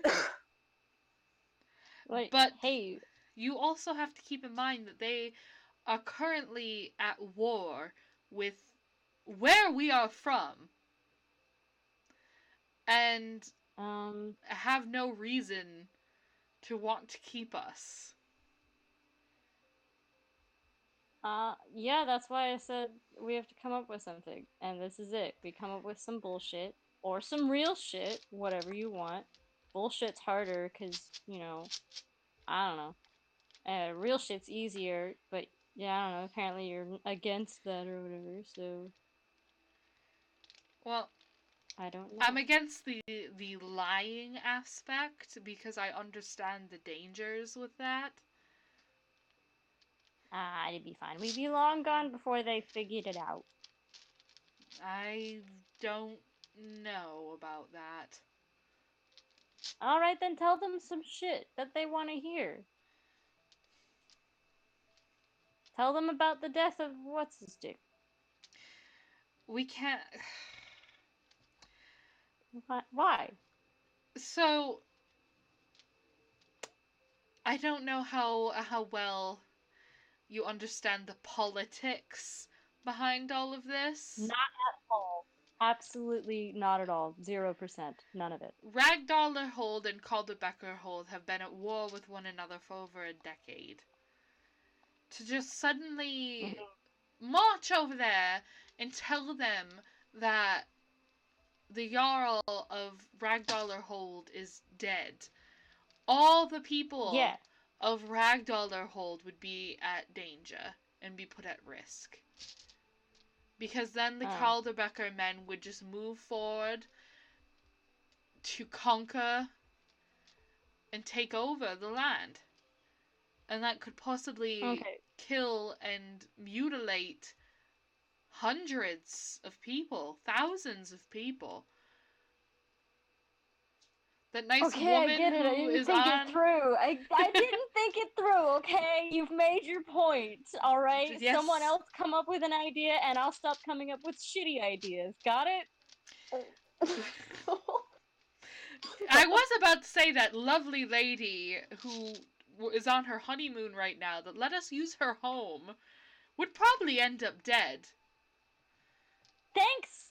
I get it! I'm dumb! Someone else make a suggestion so that I'll stop fucking talking! Yeah, we're gonna take the leave bite me out alone. of her food.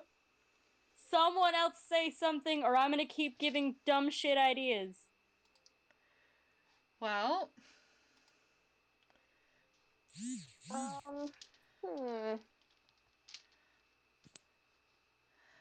Well, okay, we don't want to lie, because that's bad, and they could find out and kill us.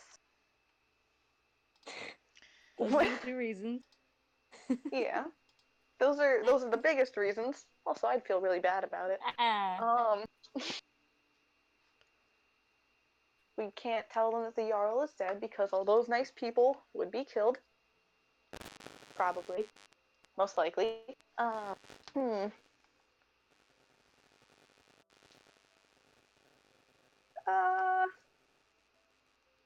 Is there anything else we would be able to tell them that wouldn't put a bunch of people at risk? Politics is hard, man. Fucking hate them. I've been living in the woods for like 6 years now. I don't know much. Literally living under a rock. Oh, who is a Jarl?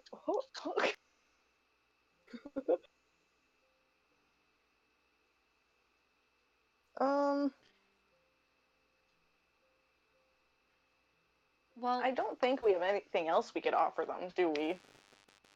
We're not very valuable, no. No.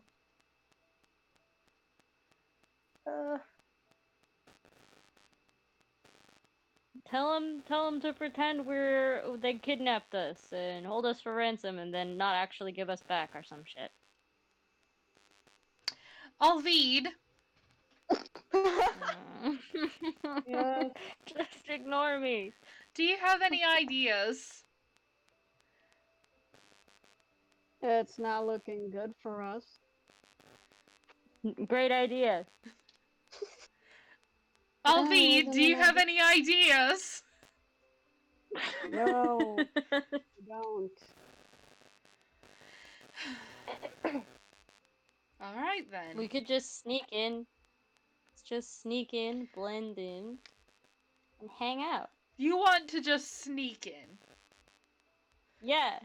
Just show up and say, ah, yes, we are here. No one knows we're here.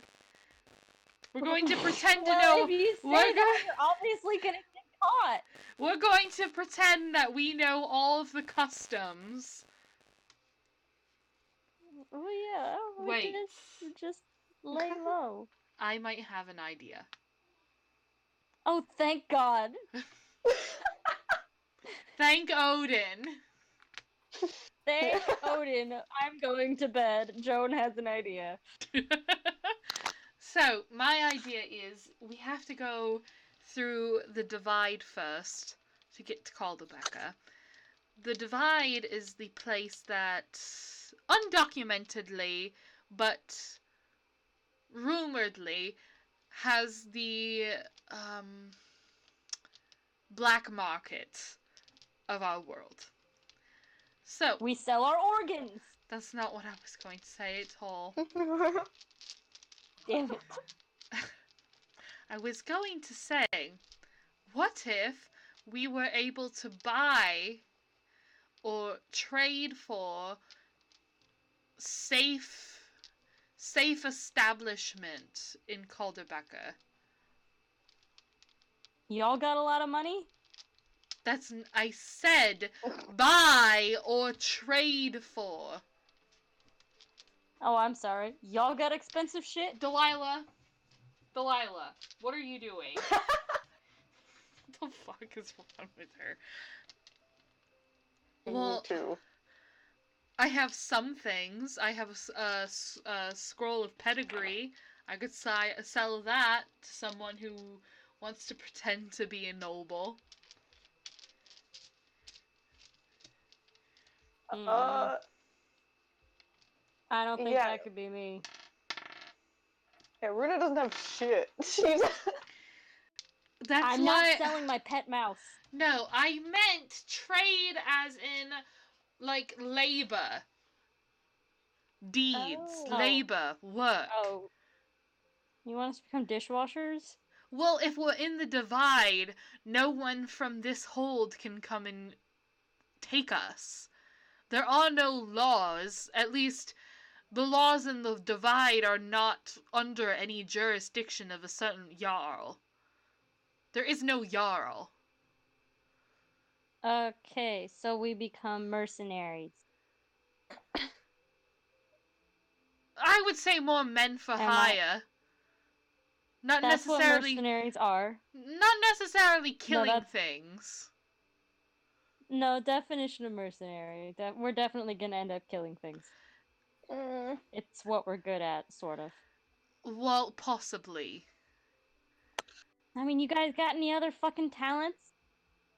I do. I don't know about you. I don't doubt that you do, Joan. I'm talking about the rest of us. Hey, it turns out somebody can juggle.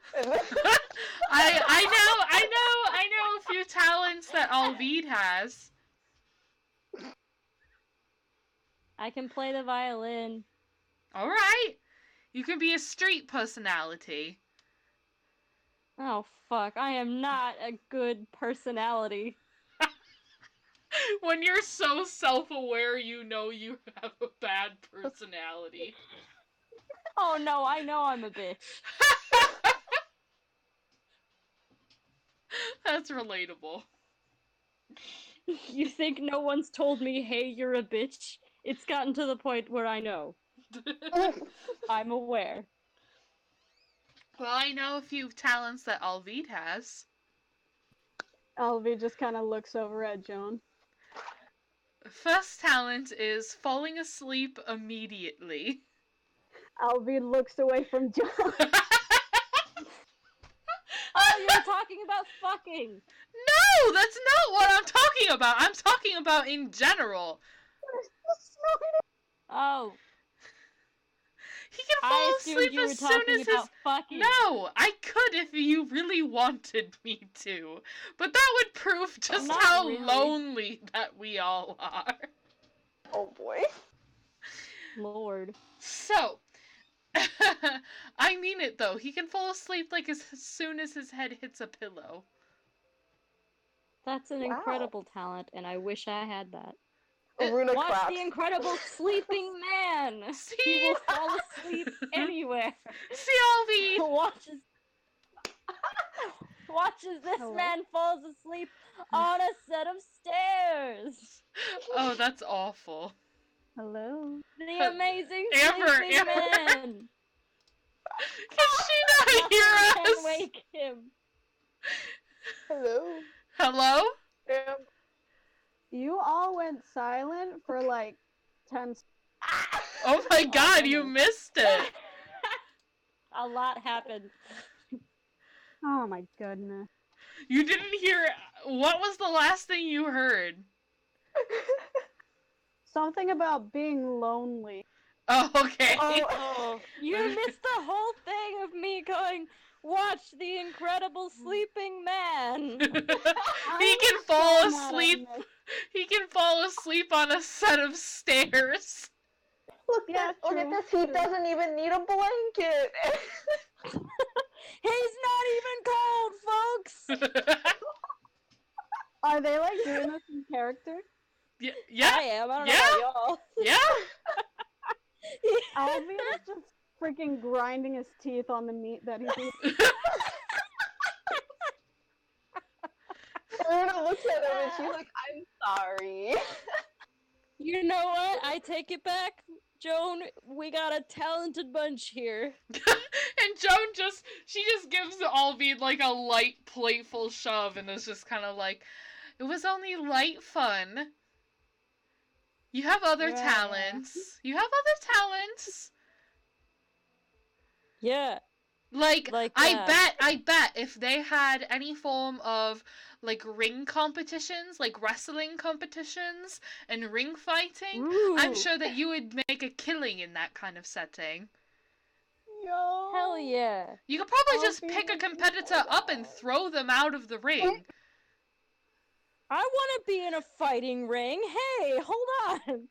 And I bet you're very good at arm wrestling, and you're very talented at holding your liquor. I've never seen you vomit after drinking. Hey, start Um. complimenting some of the rest of us.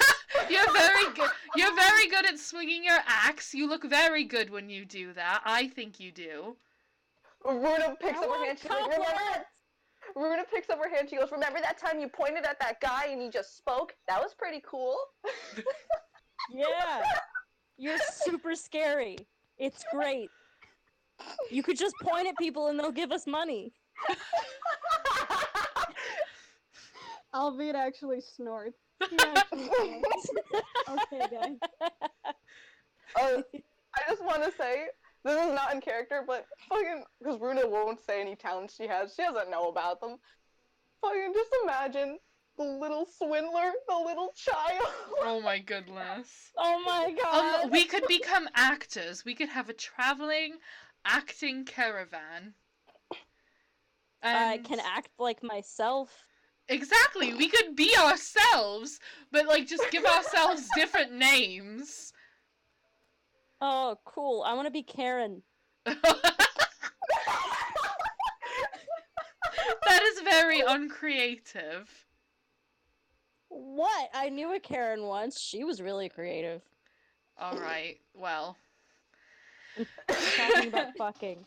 What the? Oh my god. Just thought I'd be clear. Anyways, I'm Karen now. What are your names gonna be? I can't believe this. Runa looks horrified. Like, Alright, I think it might be bedtime. Oh, damn. You don't like Karen? I No. can come up with another one. Beth? Okay, alright. So, Joan stands up. She's What like, about Tiffany? Wait, come back! no, I am going to my tent.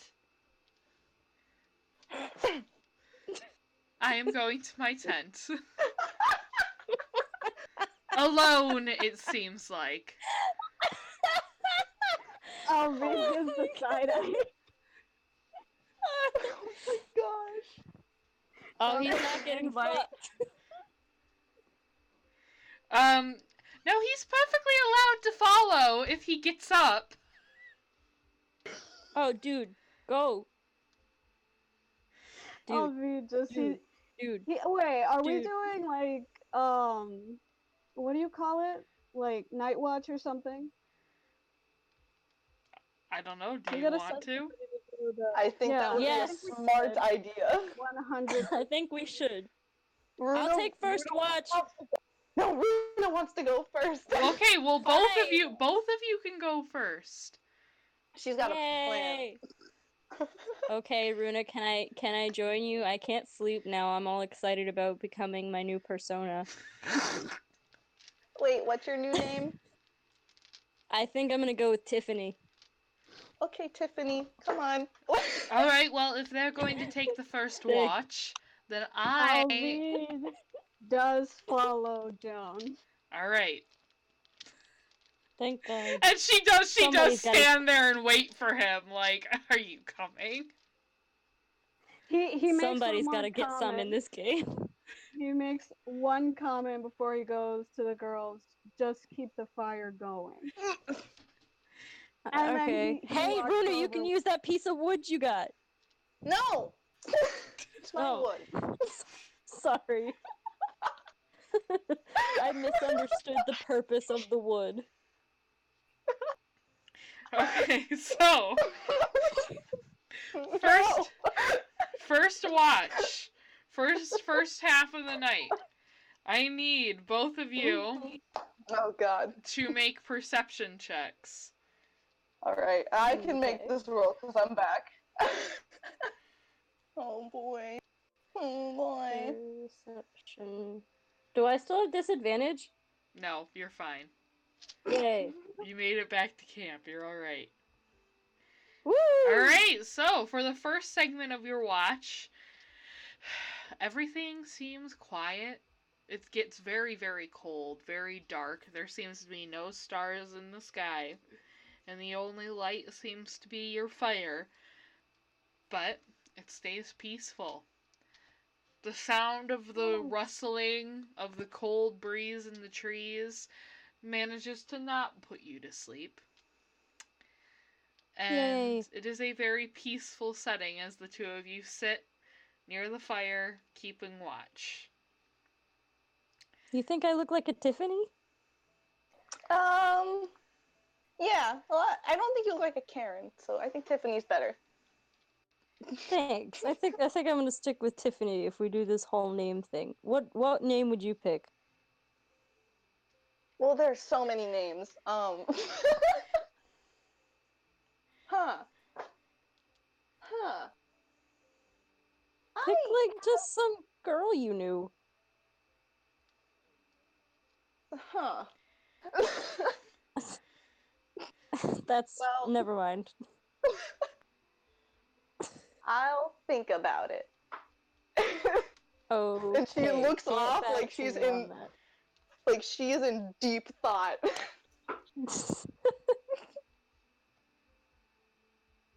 All right. Yeah. Fair enough. All right. She does take out the wood piece though, the piece of wood. All right. Well, during the night. And she starts to gonna work name on it? that. No.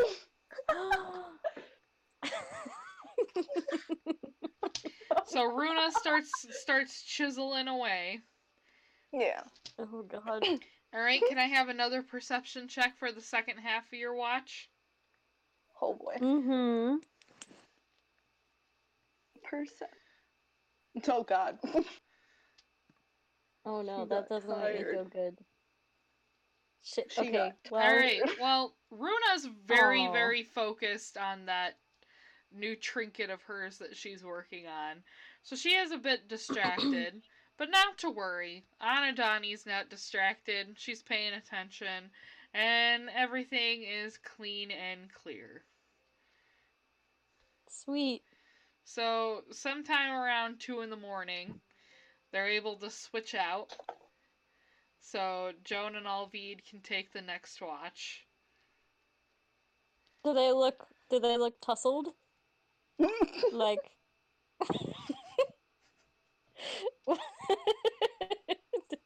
does it I can't believe this.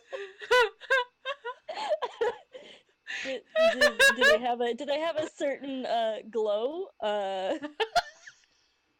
Amber, are you hearing this? I missed all of it. You what? What? Y'all blanked out again, so I had to restart the app. All right. We gotta redo it. So,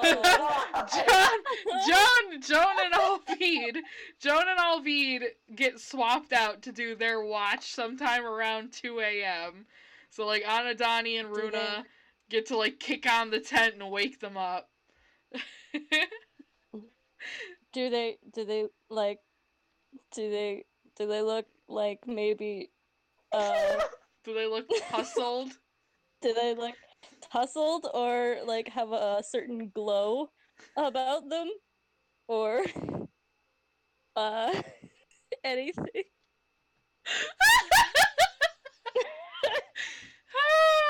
Amber, did you hear it that time? I did. I did. Ooh boy, did I. I'd like an answer. I'll let Amber answer this time. Why I gotta answer questions? You get to answer this question. I will only say Make the that they can executive hear Alvin snoring. They what? He's snoring. Joan has He's to wake snoring? Alvin up because he is snoring and he's probably still shirtless. All right, there's your answer. Yes. So they go kick the tent.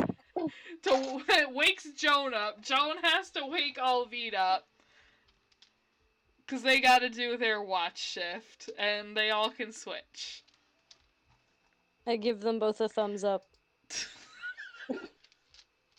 And you get a snort from Alvid. Runa doesn't get it.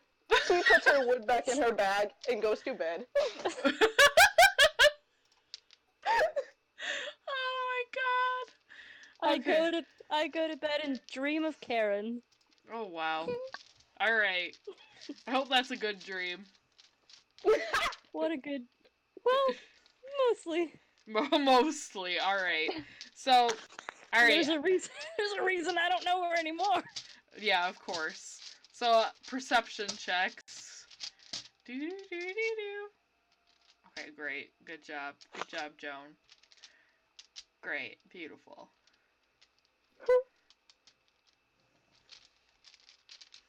Alright, so. They're awake. You know, a little groggy because they had just been sleeping. But they're awake. And fucking. Oh my god. Sorry, I'm insufferable. I'll shut up.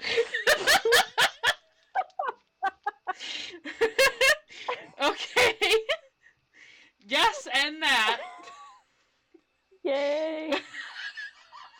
Okay.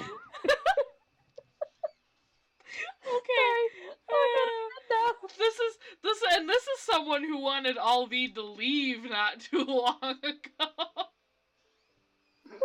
What? Oh Guys yeah. are cutting off. Oh no. Okay. I pieced it together what you said though. Yeah. Yeah. I said this was someone who wanted Alvid to leave not too long ago. Yeah, well, Anadani is not hold grudges very long unless you bring them up again. Alright. So Okay, I just used context clues because you cut out again, but I get what you. Okay, cool. So, with those perception rolls, it is chilly, they are groggy, but they do not notice anything for the first part of their watch. Okay, second perception roll. Oh god. Okay, well, Alvid starts kind of slowly dozing again. He's a tired The man boy. who can sleep anywhere! Just kind of like, you know, like doing that where you sit there and your head droops and you're gone for a couple minutes and then you're back. I want to say that he was trying to keep the fire going and like the fire is just nice and warm and like the crackling was nice and that's what was causing him to. Yep. So the fire, that ASMR of the fire. Yep. The relaxation of the fire, just kind of like he'd be sitting there and just kind of dip, be gone for a minute, and just come back. Joan, on the other hand, with consistent 16, she got this. It's fine. She's cool. Yeah. So morning comes and nothing awful happens. Yay! What So, a good day. y'all have completed a long rest, so if you had been injured or anything, or spell slots, or whatever. Nope, I had a good day. Nothing happened to me. Alright. So, in the morning, you all clean up camp and decide to head out into the snow. And sell ourselves. At least that's the plan. Yeah. Love it. It's a possible plan. No one's for sure at this point. It's the only plan I'm we pretty sure. got. Alright, The only so good plan. I gave plenty of plans. you all, I'm gonna take you back to the main map for a moment. Nice. Show you where you are. So, Alvid would kind of recognize the area, having grown up in Iskaloft. He's triggered. This very vast, snowy tundra that surrounds the village of Iskaloft before you reach the forest stretches for miles. Just open, icy ground. That is why it's always been very common for battles to take place in this area. And Iskaloft has been lost and won back by the Ragdalr hold more times than you can count on your hands. So, many battles have been won, and many battles have been lost on these open, snowy plains. But now as you cross it, heading out on your own, there are some remnants of a recent Civil War combat breaking out here. But as you are beginning to emerge from the tree line and have to cross it on your own, you don't see anything. Now, you do know this could be an active war zone, so I need everyone to make perception checks. Oh boy.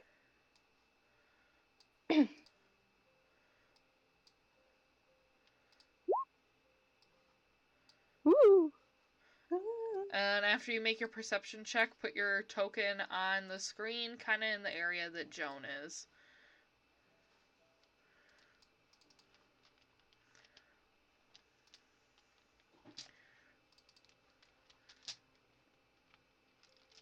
Alright, so everyone's in the teens, and then Joan is a dirty 20.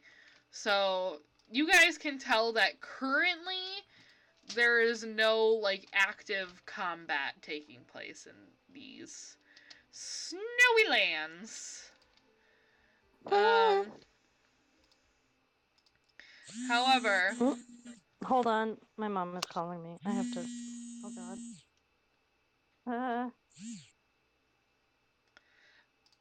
Feel that. Me. Me. Me.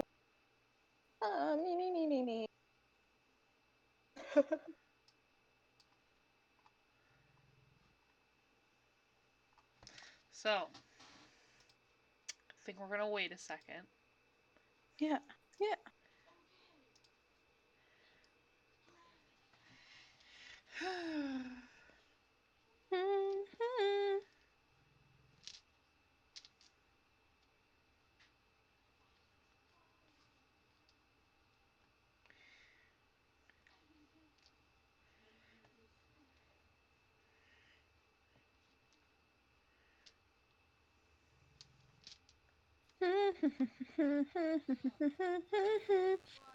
Intermission music. Da da da da da da da da da da da. I'm hoping to be done by 9:30. Yeah. Okay, I'm back. I'm pretty sure she butt dialed me. Okay, awesome. So I was just saying that I'm hoping to be done by 9:30, just to give everyone an idea. Oh my god, she's calling. Okay. Did I just call you? Yeah.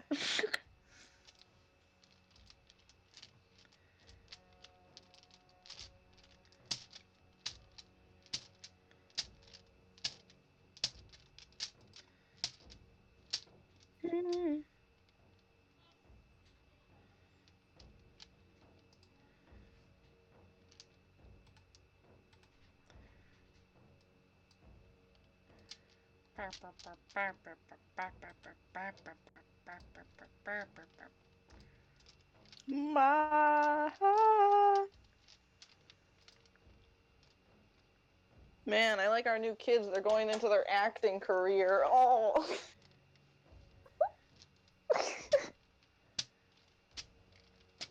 The way this is going, it might end up taking a really weird twist. I was not with the acting career, but like something similar to it that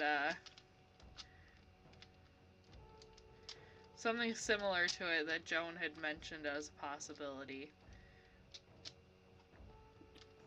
Hey, you guys want to know something? What? Yeah. If Alvid had to come up with an actor name, Oh God. he probably would have said something like Ox. I love that. They all name themselves after animals. Oh my God.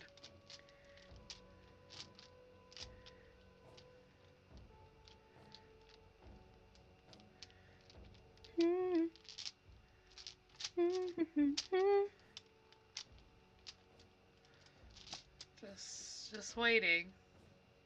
Yeah, I know.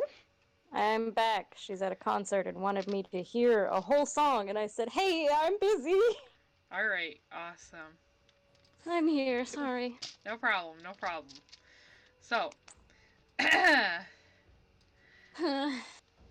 I was saying, you all, with your perception checks and Jones 20, you know that this is not an active battlefield right now, at least the stretch of land that you are in. It is very possible that, 50 miles south in this tundra there could be army combat shit going on.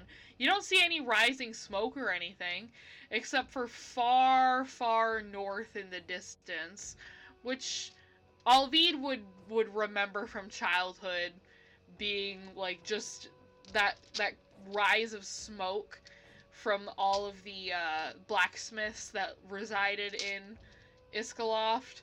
He would know that smoke was always a beacon to home. So going out into the tundra to train or practice or even just fool around with other children, that smoke beacon was always a signal of what direction home was in. So, as you come out into the snow, this type of cold is terrorizing. It is frigid cold. So with that being said, I need everyone to make a survival check. Survival. I'm a That's not good. Oh, good shit, Arvid. Arvid. Did you just call him Arvid? I did. Oh, fuck! Shit! Damn it! Oh, fuck! Oh my god. Okay, I so... die. No. I'm dead. No. So Joan and Anadani need to make Constitution saving throws. Oh, God. Alright. Alright, so- Oh, no. Oh, God. As the party is moving through this frigid cold, Joan and Anadani kind of slowly shift to the back of the traveling party. Whether just for traveling reasons or whatnot, it's not entirely known. But over time, as you transverse across the tundra, like, Joan and Anadani get much slower. And Anadani actually, you begin to experience the very beginning stages of hypothermia. Your vision starts to become foggy, and you can feel yourself burning up beneath any of your winter garb, despite it being a very frigid cold. So you begin almost like trying to like pull like your gloves off because you feel hot even though it's freezing cold outside.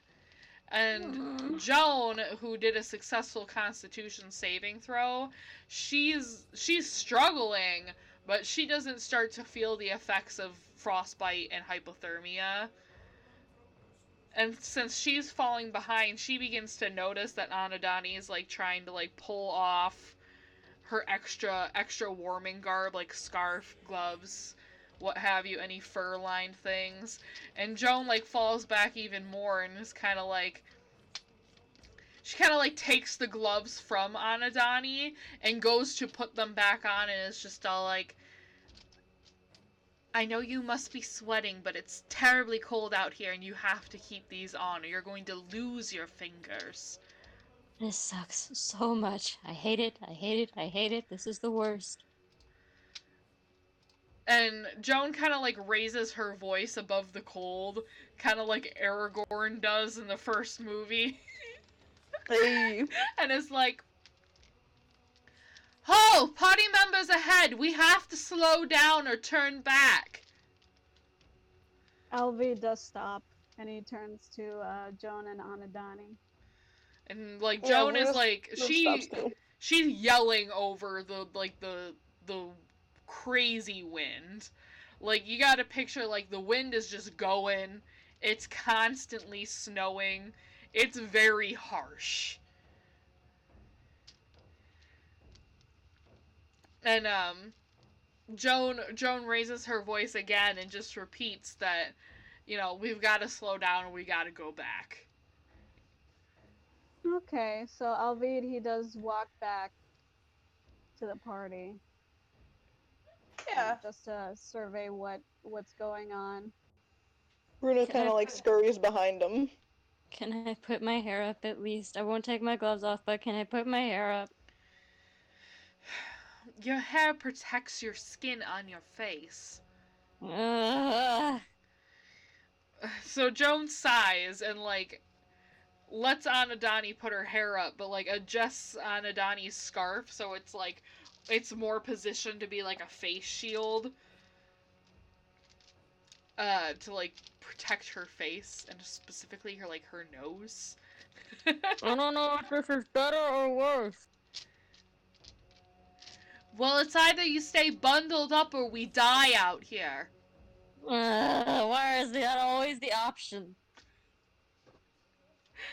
And Joan turns to like address the party members that are falling back to like meet them and get the update. And Joan just explains that she and Anadani are having a hard time in the weather, especially Anadani, and she explains it very briefly.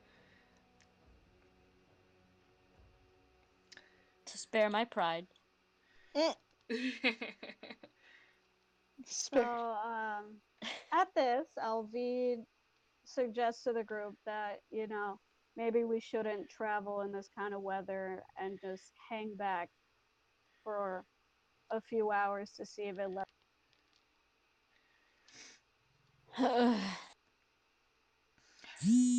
Oh my god. Mother! Is she calling again? Yes! Hello? Me. No, ma'am.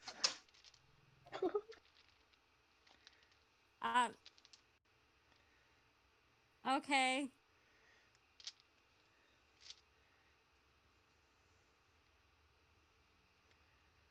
Okay, I'm back. Alright. Okay. God. Okay, so Joan kind of nods in agreement. Harsh weather. Yeah. Yeah, Runa agrees. I just want to Okay. jump face first into some snow. Can we do something? Well, let's just fall back out of the weather then. And as Alvid said, we can wait for it to slow down. Fine. Okay, so the party decides to fall back and wait to see if the harsh extremes of the tundra begin to wither. And they do, actually. Hey. There's a time pocket where it's very noticeable standing from the tree line as like the wind seems to die down a bit and it's no longer snowing and it's just a harsh snowy terrain, because of course that's not going to disappear anytime soon. But at the very least now, it seems for the time being it is not windy as much and it's no longer snowing. So, Okay. do they attempt to go across at that point? Am I feeling any better? Yeah, you're feeling better. Okay. Okay. Then yeah. Yeah, time to take this window of opportunity. All right. Attempt number 2. So, time passes. Go ahead and move your tokens up to where I moved Joan. Bop, bop, bop, bop.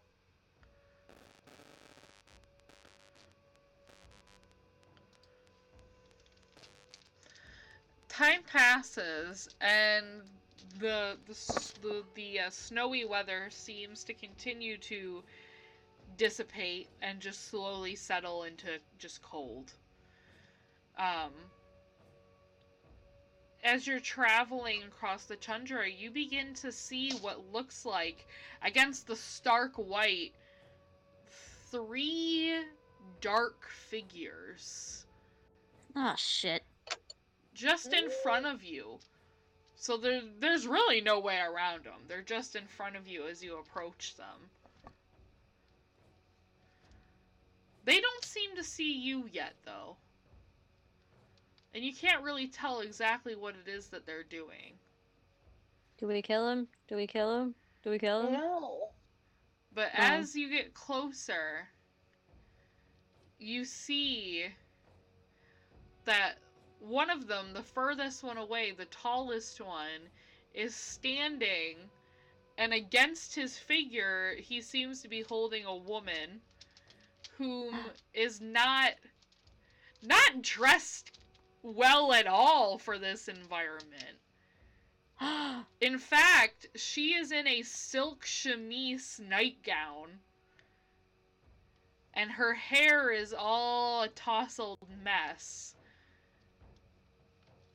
And her nightgown and her body is just soaked in a stark red against all of the white. What the fuck? That looks bad. This looks bad. Do we save the lady? She's not moving. You can see she's not moving. That doesn't mean dead. Oh my god. I cannot move to who, but that doesn't mean I'm dead. And this is what you see. Oh, shit. Oh, they ate her. And the one tall one standing further away that is holding this woman just lets go of her nonchalantly, and she just crumbles to the ground. No. Just a mess of like pale skin, like white blonde hair, and just red stain everywhere. All over the snow, all over her dress, everything. Motionless in the snow. Why are vampires always hot? Does that thing look hot to you?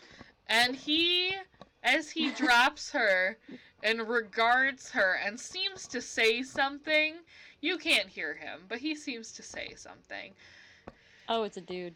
Never mind. He looks up with his long billowing hair, and he sees you. Heidi ho, friends. No? Okay. Y'all can't hear each other. Oh, good. I regret that instantly. However, Joan and Alvide, you recognize Oh no. the two beasts that are with him. They look exactly like the wailing beast from the night before. Oh shit. Alright.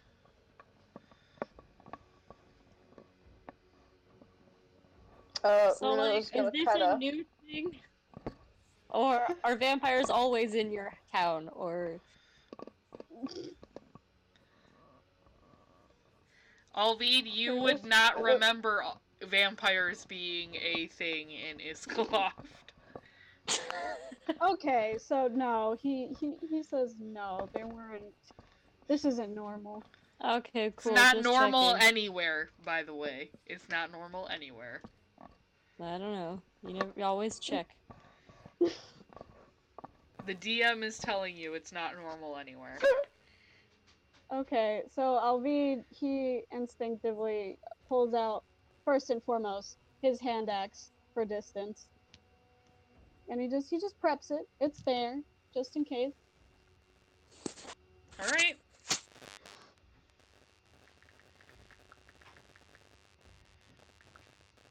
You guys want to try walking around it? Do you think they'll let us? I mean, have your weapons drawn. Alright, I got my, stick. Versus a vampire. Cool. Let's go around, please.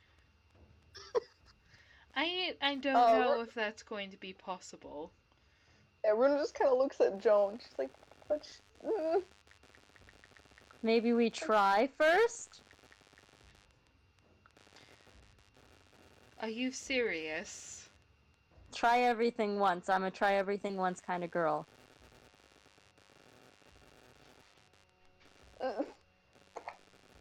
Just saying. I personally could probably book it out of here in time.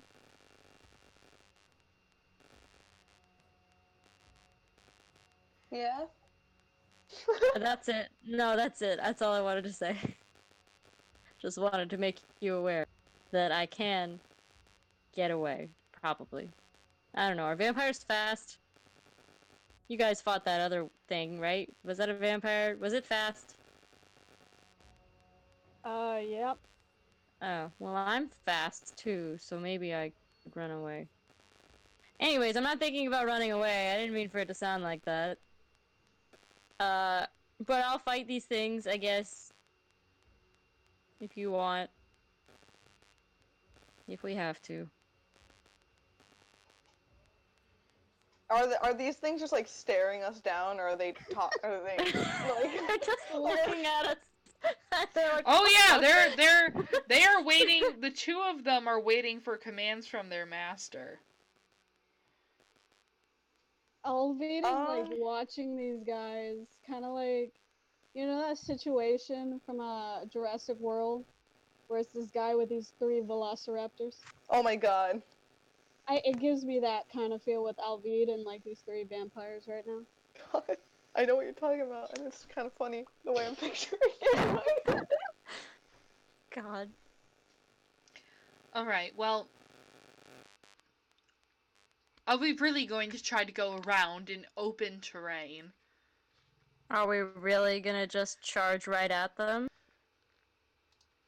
I don't see why not. I don't know, that just seems a bit... Listen, I'm always for running straight into battle and punching shit, but, like, maybe once we don't. Perhaps. Maybe we try something new and wait for them to make the and then some shit, right? All right. Well, I think. So let's just stand here, have a staring contest. if that's what you want to do, then I'll stare at the one on the left. do you want to explain to me why they've moved closer? All Well, I right, told you we let them make the first move. They've made their first move, and now I'm gonna go beat them up. Okay, bye. Alright, so you see as you're all trying to decide what the heck is happening, the vampire in back just raised his hand and like pointed forward and seemed to say something. You don't hear anything, but he pointed at Runa and said, "I want that one next." Oh, No. fuck off. No, no, no, no. I'm going this way. Y'all I didn't guess, hear but- it, but that's what he said. So, Oh, we didn't hear it then. If we didn't hear it, then I'm just gonna go to the closest one. Can I move before the turn order, or? nope. Shit. I need initiative. Gotta click my girl. Gotta select her. Yep, make sure you click on your token before you roll. Okay. 18. Wow, Runa, you did so good. Oh, good job, on your- Runa. I'm so Click proud of on- you. I'm Your- so mad because this encounter was designed for having Kolrai here too. So hopefully this doesn't take forever. Oh. Okay, there we go. Character selected, and then what? I just hit initiative? Yep. There we go. Now I'm gonna put perfect. Beautiful. So, which vampires? Okay, vampire spawn. This is vampire spawn 2. It'll get numbered right, but I mean, whatever. There. Alright, so vampire spawn.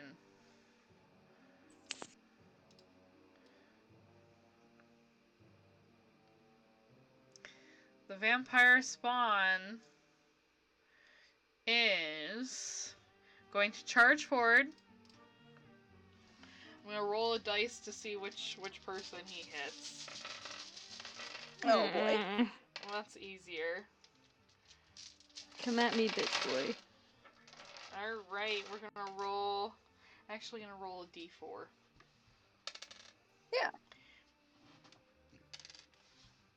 Okay, so vampire spawn charges right in and goes to attack Runa.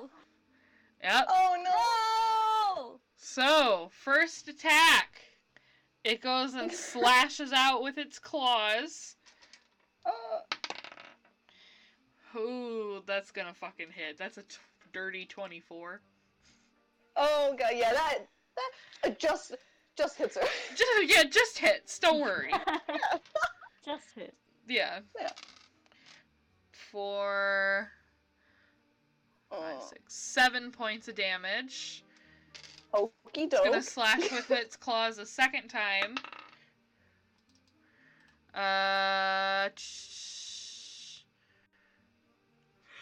I don't know how to do math. What's Runa's AC? 14. Oh yeah, that hit her. Oh. So she gets slashed again. For 4, 5, 6. Another 7 points of damage. Okie doke. Okay. And that's Vampire Oh, no. Spawn 2. So Runa, it's your turn. Alright, well, in getting attacked by this, vampire spawn, once again, you know, her signature scared little shriek half in pain, half fear. She's going to she's actually gonna immediately go and use acid splash. Try and get this thing with that. You know the whole story, the summoning the power from some random uncle that doused in acid. Yeah. You know, that's fun stuff. Alright, dexterity save. Ooh, I feel like they have good decks. Alright.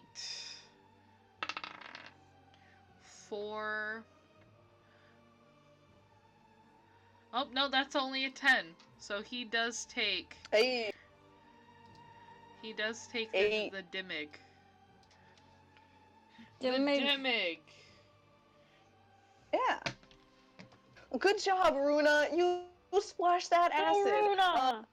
She is going to, as soon as she does that, she's gonna like bounce back a little bit. Not too much. It's more like that stomp back. Okay. Okay. Yeah. Alright, so Joan, she's gonna step in Runa's place and attack the fuck out of this thing, even though it smells fucking rancid.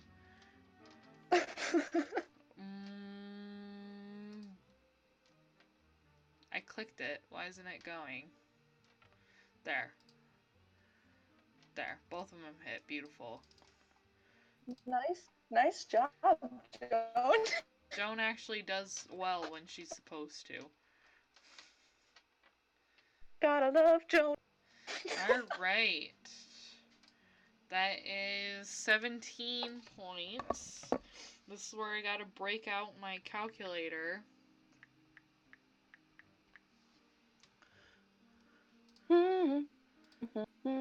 Alright. Anadani. Yeah. Your turn. Yay! If I run away or run towards something else, will Vampire Spawn 2 get an attack of opportunity? I'm not in combat with him. No, you're not. Right? You're not engaged with him.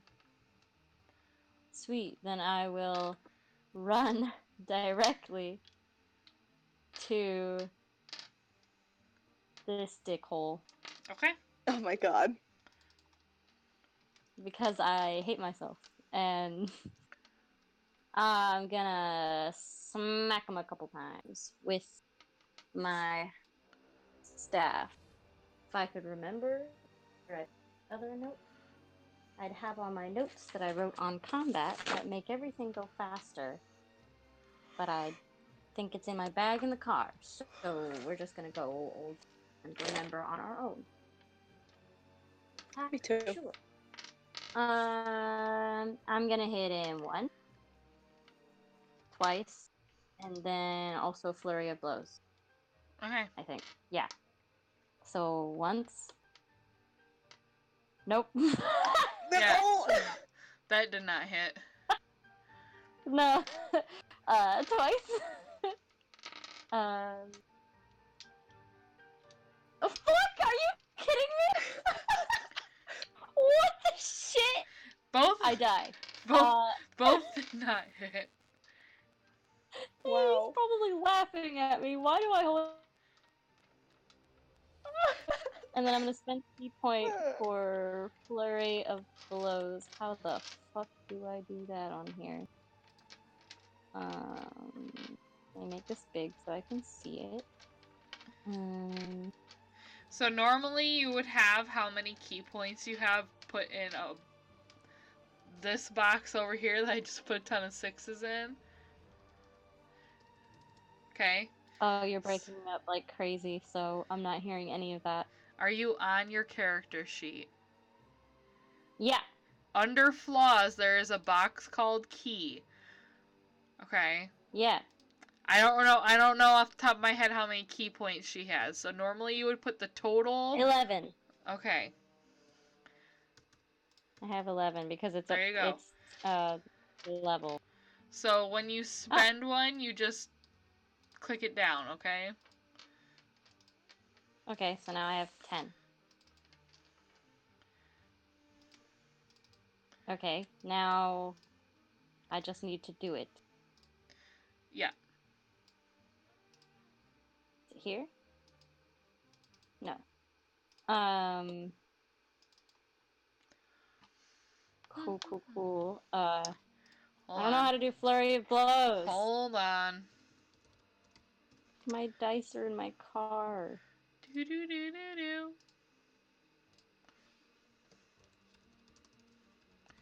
I am setting you up. I am helping. Thank you so much. He's That. buzzing me.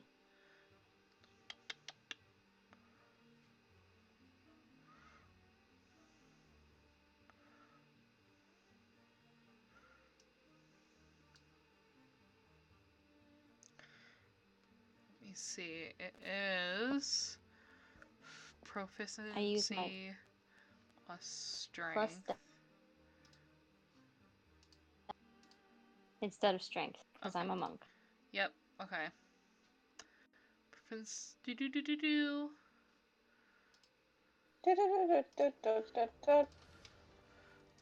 Everybody was kung fu fighting. Bing, bing, bing.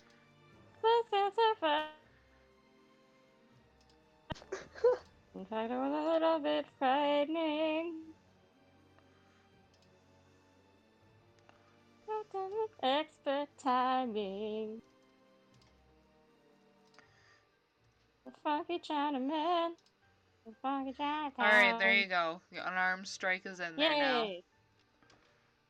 So I can do, like, how many is it for flurry of blows? God, is it 2? Twice. Yeah, so 2 of those. Yep.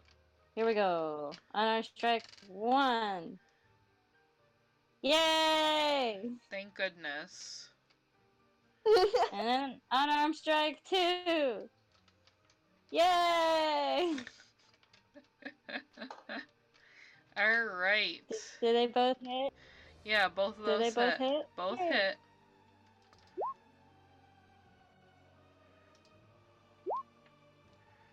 Nice.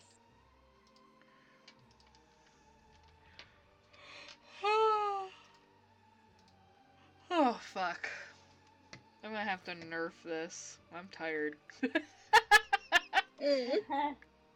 My life. Like I said, it was designed for more people, as usual. Oh, hey! My unarmed strike should be 1d6, not 1d4. Because of my level. It would be 1d4 at lower levels, but now I'm level 11. I'll keep my damage for the sake of ease. Because I technically could have rolled 6. No, I technically could have rolled 6s both times with a d6 as well, so I don't mind keeping that damage. Do you want to roll just an extra 1d4 for damage? Here. Sure. There you go. Cool, thanks. So that's 16 instead. Yay! I did a little damage. Oh my gosh, I can't keep up with everything that I have going on here.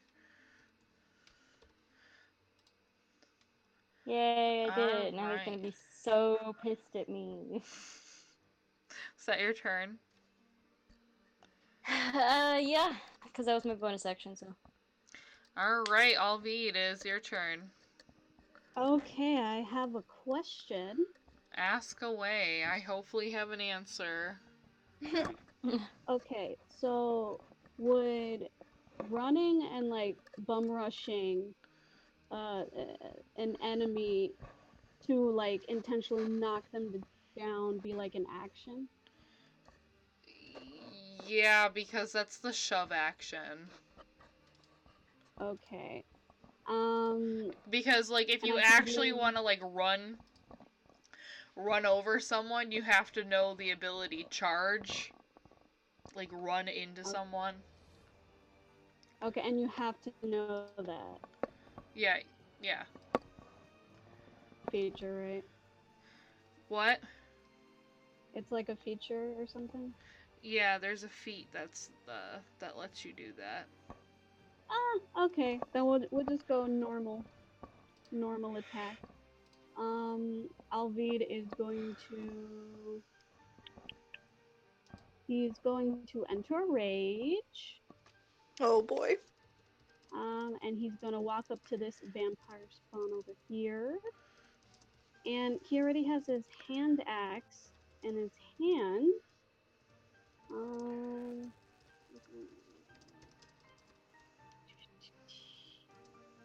Okay, well that's if he hits. Okay, so I'm gonna roll for the hand axe attack. Oh wait, at disadvantage. Frick. So just roll again. Alright, let's roll one more time.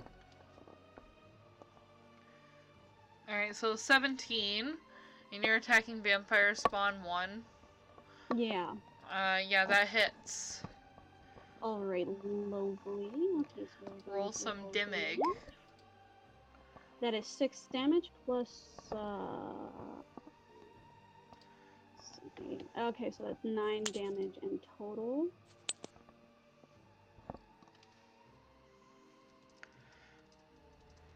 Alright. And an extra attack, we're going to do it at disadvantage because he's still using the hand axe. We're going to roll that. Click, click. Click, click. Oh, wow. Hit. Alright. Okay, so that's 10 more damage.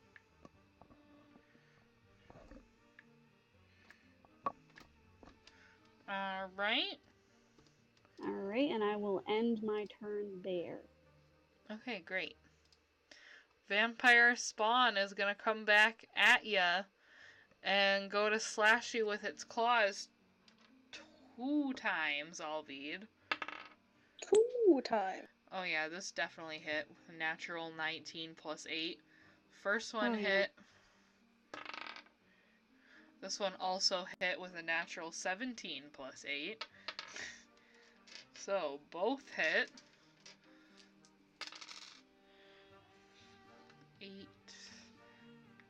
8 plus 3. That's the first one. 5, 6, 7, 8. 19 points of damage. Okay, and question. What kind of damage is that? It is piercing damage. Okay, so currently in rage, I have resistance to it, so I believe that's halved. Yeah, that's halved rounded up. Okay, so... That should be 10. Okay, got it. Yep. Alright. So, it is the big bad vampire's turn. And of course he does laugh at Anadani. Fuck. I did fail miserably twice. Alright, so he is going to slash out to bite Anadani. Ah! First one is a natural 18 plus 7, so I know that hit. Yeah. But he has multi-attack, so... Oh. Of course. That is a 16 to hit. Does that hit her? That is exactly my AC. Alright, so both hit. Oh boy, get ready for some damage. I'm not ready at all for some damage, but okay. Alright, 10 plus... Oh. Hold on. I have to go let my sister in the house. 8 plus... I ain't done yet. Oh my god. 4, 5... That's 23 points of damage. Holy shit. Ow! What the fuck? 20. How? Yikes! Dudes! That's Does not good. Anadani say that? Yikes, dude! Yeah, she does. 23. I need a calculator. Fuck. Me with 7, okay? Minus 23. Okay, that's not terrible.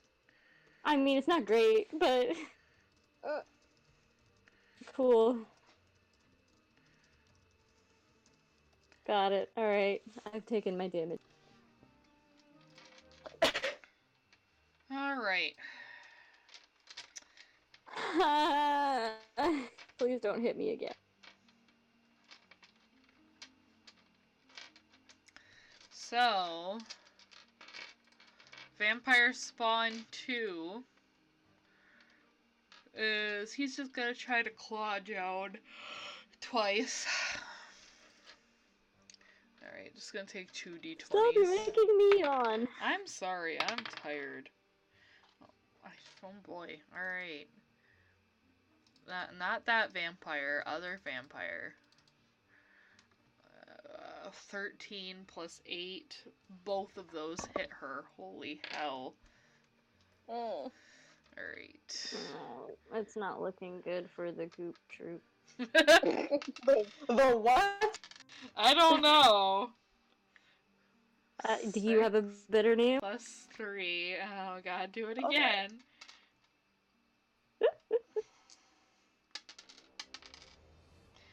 2.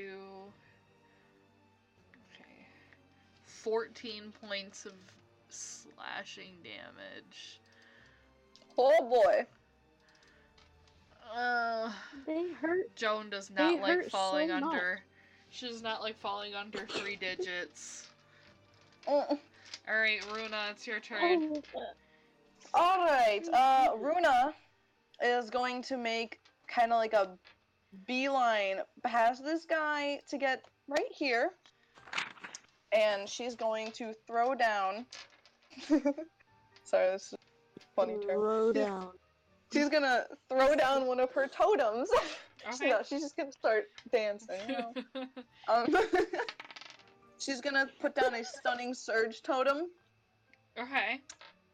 and it says when you plant this totem in the ground, hostile creatures within 15 feet must make a Constitution saving throw or become stunned until the end of their next turn. Okay. So So the only that's- one that applies to is the one Joan's fighting. the one she's like planting it right in front of her, like facing our Alvid. Okay. So, Oh, I don't know okay. if that's like. Alright, I'll allow that. Next time it's gotta be in the square she's on. Okay. Yeah, okay. Gotcha. So, And that's the 2 vampire spawns. What do they gotta do? make a Constitution saving throw. Yeah. So I'm assuming What's her spell save DC?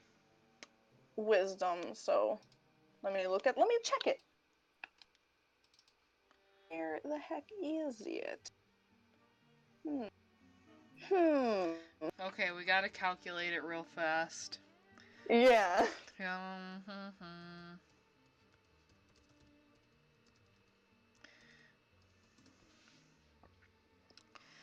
Uh, 10 plus... mm,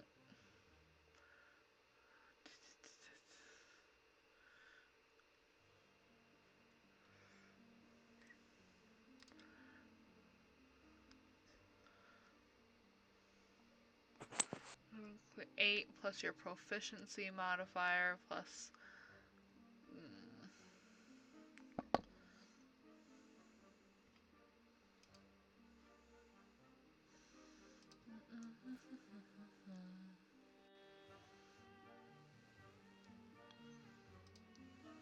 It's gonna let me edit it.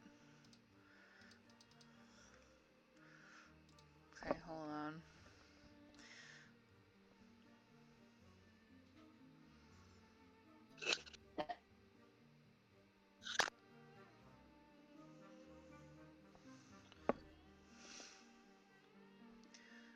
Spell save.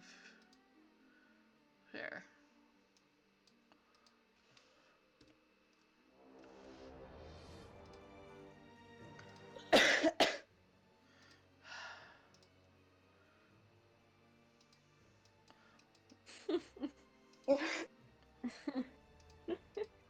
Yeah, don't worry about it. we're just having a time over here. Alright, her spell Oh. saves DC is 17. Now it is Okay. on there. Yeah. Oh my goodness. Oh, Hi, I I'm was laughing at tired. the doodle story. I'm crashing, guys. I'm crashing. Oh no. I believe in you. Make it. Okay, spell save DC Constitution. Alright. Alright. Vampire spawn, whichever one. The one, Vampire Spawn 2 fails. Vampire Spawn 1 that Alvida is fighting succeeds. So, Gotcha. what's the damage? Oh no, that just that stuns them until the end of their next turn. Oh, okay. Alright, see. Told ya. Yeah. I'm losing it. And as a bonus action, she's gonna cast Healing Word on Anadani. Alright. Aw. Yeah, so she's gonna yell some words of encouragement. Cast it. There. Keep that level. Boom. I don't know why it shows up the 2, but it's the 4. That's Yeah, okay. I actually only see the 4. Oh, you okay, because I it see comes both. up still with the 2. Yeah, it's I 4 see a 3. 4 points of healing. Yeah. I will take the 4. Thanks! Yeah. It's better than nothing. And Yeah. I'm gonna end my turn there. The middle of nowhere by yourself. Alright. All by myself. Okay, so Joan. She's just gonna smack it. Me. And she hits it. For 17 points of damage. Hey. Dimig! Look at that. 17 damage. Anadani, it is your turn. Yay! I'm gonna try to actually hit him. I'm gonna do the staff. Twice, again. I'm gonna try this one more time with two staffs and flurry of blows also. Okay. Yay. Here's hoping. Here's hoping.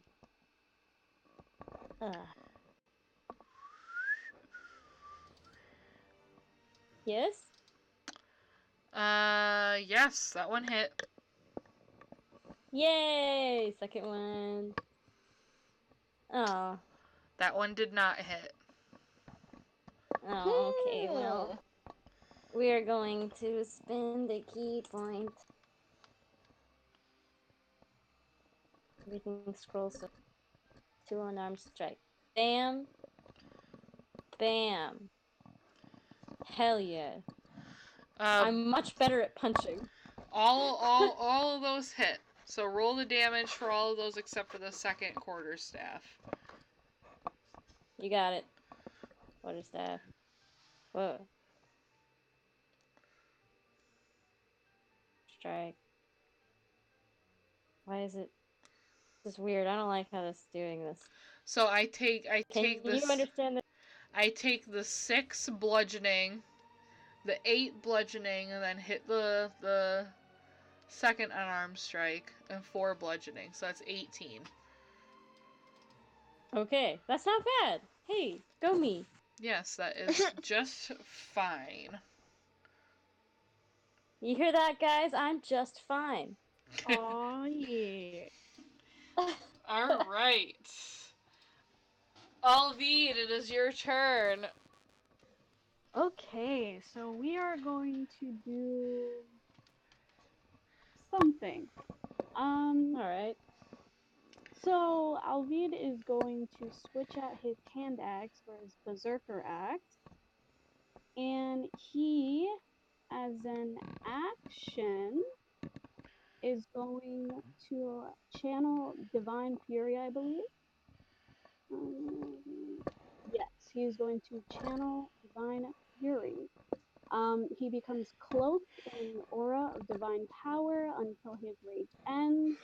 At the end of each of your turns for that duration, each creature within 5 feet of him takes damage equal to 1d6 plus half his barbarian level, which is 5. So, and that's going to be radiant damage. Okay. So that's his action, and he's going to use his extra attack to go at it at this vampire spawn 1. So it's not disadvantage, thank God. Alright. Hey. Nice. Yes, that hit. Alright.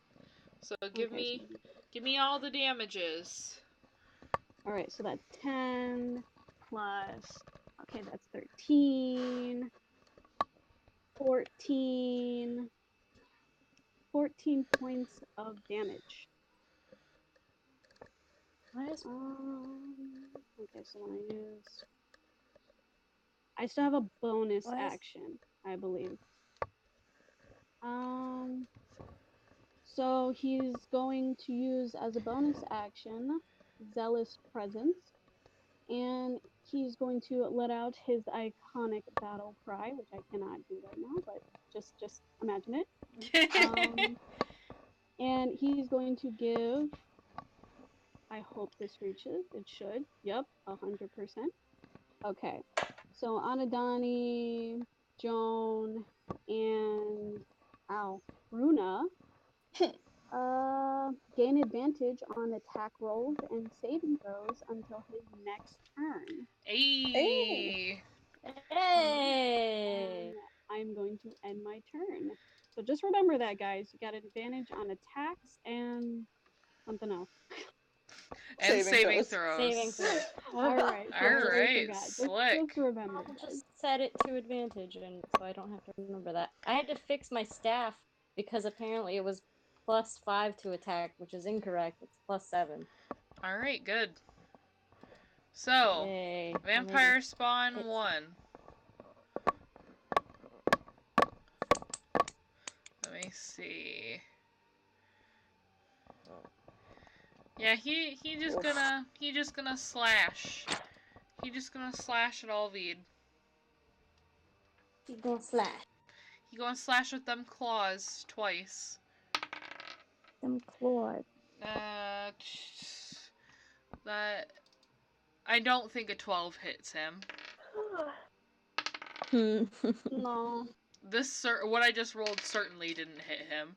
So Alvid does not get hit this time around. Good shit. But time for my ass to get kicked. vampire spawn 1 has to make a Constitution saving throw because yep, I'm not gonna say why, but he has to. Oh, okay. It's cold. Oh, never mind. He He's succeeded. a bit chilly. He succeeded. He's a bit. No, what do vampires usually not like? Light. Ayy. Jesus. It's Is it daytime right sunshine? now. Oh, I didn't know. Awesome. Alright, so big boy, big bad Time to kick my ass. is going to move to bite on Adani twice. Oh god. First Please. one is a dirty 24, which I know hit. Yeah. Second one is an 18, which I know hit. Yep. So, I'm dead, y'all. Get Bye-bye. ready for some damage, guys. Oh I'm god. not ready. Why did I do this? I hold more regret in my Alright. pinky finger than the whole of man. Second attack. That's 32 points of damage. Holy shit!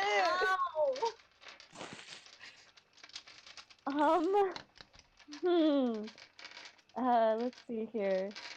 This is what happens when you try to take on the big bad on your own.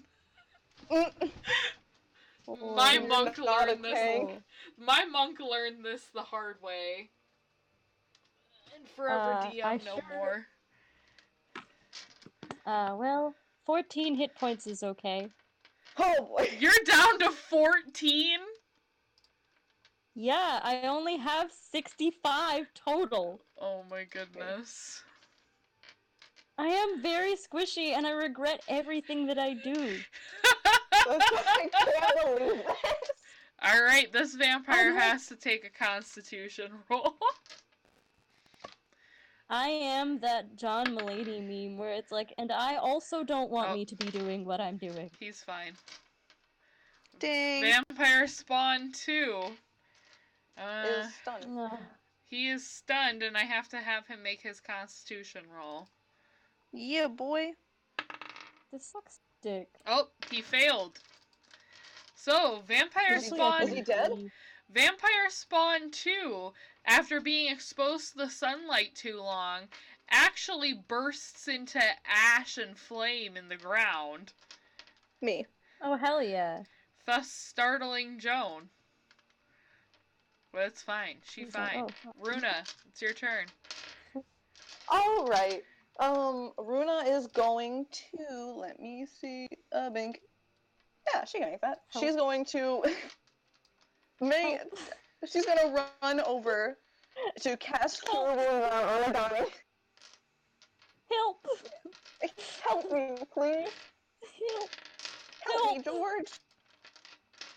Help! Alright, she's gonna place her hand on Anadani's back. And Great! 7. 7. It's better than nothing. 21. 21. Shut up. Runa, you got anything else you can do? She could... Help. Am I able to use Healing Word as a bonus action, each turn, or is that just, a one-time thing? I can't remember if Healing Word is a cantrip or not. I don't think it is. It's not a cantrip. You can use it up until you run out of your, spell slots. Okay. Well, then she's gonna cast Healing Word also on Anadani. I will allow this. Yeah. You, touch me and you're like, oh fuck, that didn't do anything. Runa does you're gonna be okay. Great. Get... Yeah. That's 7 more? Yeah. Sorry, there's dice being rolled or something. I hear it. I'm sorry, I'm fidgeting. It's okay. It's like a storm of dice in the background, and I'm Sorry. talking over the rain. Alright, sorry. 28. I'm not dead. Oh my god. Not yet. I'm gonna die. Luckily, Okay. I can like run away at any time, so I'm good. I mean, okay. No, I can't. I know. I can. It's I a know. key point. I know. Alright. I can leave. Bye. Joan actually, within 30 feet, can move over here. So she leaves Hey, that what's up? that vampire. And let me see. I look at her and I'm like, hey, I got this. Don't worry about it. And she's just like, I can see that. Yep. Totally handled. I spit out some blood. Ooh, and she has advantage. Yeah. Alright. Let's just kill some Oh. shit. Can't wait. Come on, post the roll to the chat. I'm Me. tired.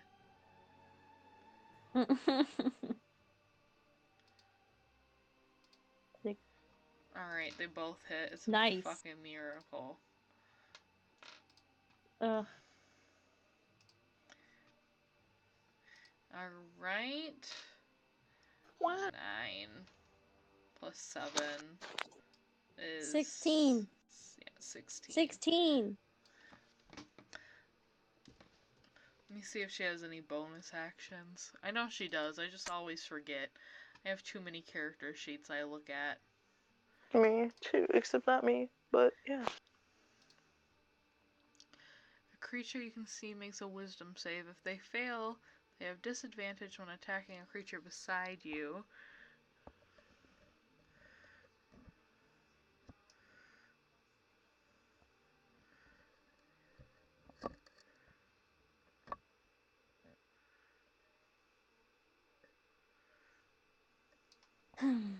Oh, that's not gonna work.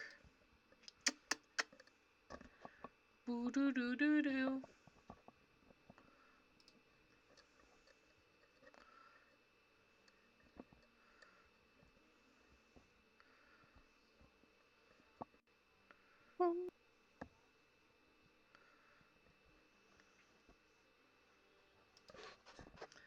Alright, so Joan is going to actually end her turn there.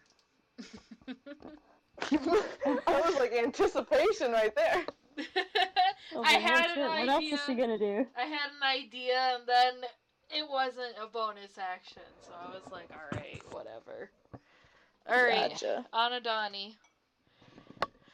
Yay!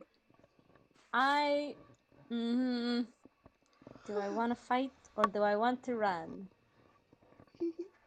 My everyday question. You know what? I want to run, but Anadani wants to fight, so we're gonna fight. We're gonna Oh, fight because golly. I have advantage. I have advantage, so I'll be okay. Actually, I'm gonna fight and run because I can do that. Oh no, I can do that, right? Yeah. Yeah, because it's a bonus action. Hi, Shotzi. What's up? Hi, Preco. So I'm gonna hit him twice with my staff, and then I'm gonna use a key point and do patient defense. And go over and try and help Alvi instead, because this is not working out for me. Bye! Alright. So that's my plan. Let's do it. Yep. Hell yeah. Double hell yeah. Both hit. Grazie. Good job.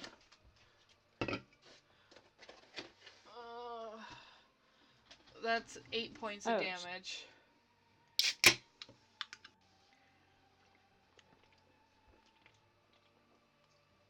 A bitch has to drink me some fucking caffeine.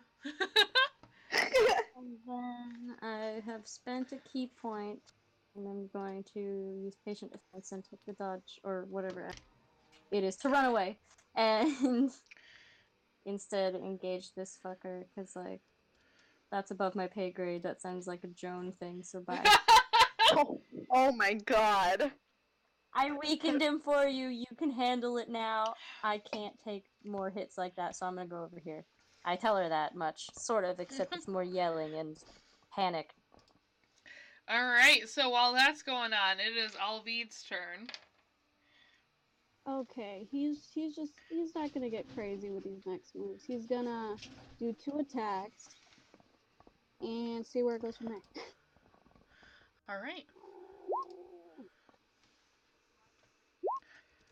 Alright.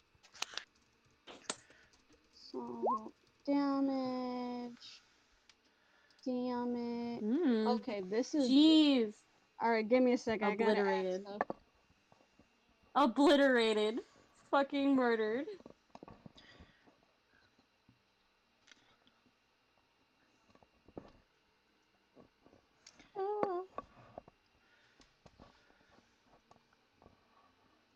Anadani runs over to help. Oh, it looks like you got this. Oh shit, never mind. I'm gonna go back over there. Okay, so it's looking like 35 points of damage. And he is still channeling Divine Fury, so I get to roll this.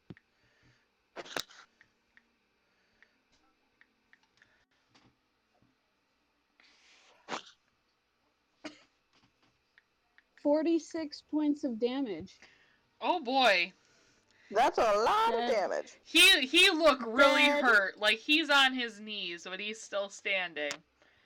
Dang! What? Is that all Veed's turn? Yep, that will conclude his turn. Alright.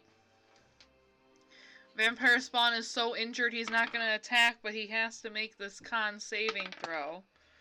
And then he explodes. He Blah, blah, blah, blah. succeeds, though, so he's still suffering. Alright. Well, fuck. Alright. So, Joan, enjoy that fucker. Not my problem anymore. if he can actually hit her, we'll see. Knock on wood. Exactly. Exactly. That's why I was like, oh, okay, Joan's here? Alright, I'm not needed anymore. I just ran over here because no one else was here. So, Joan is gonna get an attempt bite from this vampire twice. First one hit. Second one did not hit. Alright, so...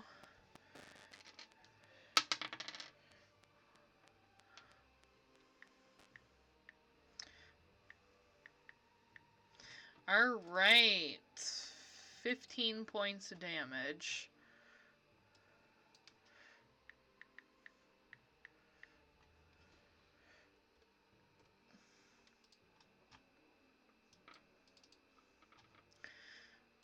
Alright, Runa, it's your turn. Okay. Well, Mm-hmm. Runa is going to actually... She's going to yell while taking out her spear, and she's going to tell this vampire to back off, you big meanie. She's gonna... Aww. Bad, but it's... No, wait. No, she doesn't have an advantage, does she? No, that Yes? expired. No. Yeah. Yeah, well, it's okay. She's just gonna... She did her best. He just flamboyantly dodges. Me too. Mood. Does Runa have any bonus actions she can take? Actually, yeah, she does. She has extra attack. Hey! So she's gonna try and stab with her spear one more time. Alright. Ooh! Yay! 17. Let me see. Ooh, that hit! That just Yes! hit! Roll the dimig. Alright. 5. Oh. 5 piercing dimig. She did so good! Yes, she did. Alright, Joan. Come on, Joan. Oh, come on. That's a pretty good number for a nat 1, though. Yeah, right? An 11 is a nat 1 for her. Alright. Well, the first one hit.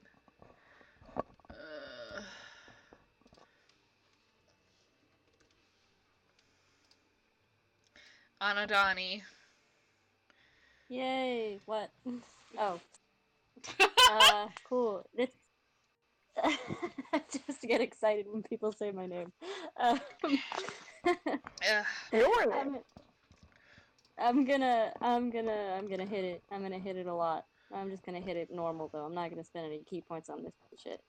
So I'm just gonna hit it twice with my quarterstaff, and then I also get a bonus action unarmed strike. Alright. Regular. So here we go. 1. Oh, I don't have advantage anymore. Hold on. Sorry. Let me turn that off. Normal. I'm normal. Do you want me to roll that one again? No, I'll take the 23, because it's the first mentioned number. Okay. 2. Alright, yes. both those hit. Hey. And then the unarmed strike. They all hit. Oh yeah. What the fuck is with these rolls suddenly? You all hit. Alright. Alright. These are great rolls. Alright, and he's dead! Yay! You killed him! Yay! I did it. Sorry to steal your kill, I'll be over here. Bye. Alright, Alvid.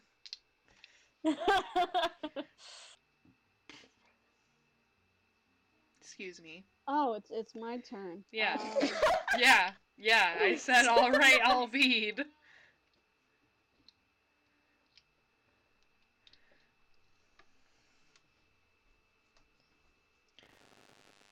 Bang, bang. Bing, bang, boom. Bang, Okay, bang. so He he's shot gonna me move down. back there, and just gonna stick with the 2 attacks. With the berserker axe. So let's go.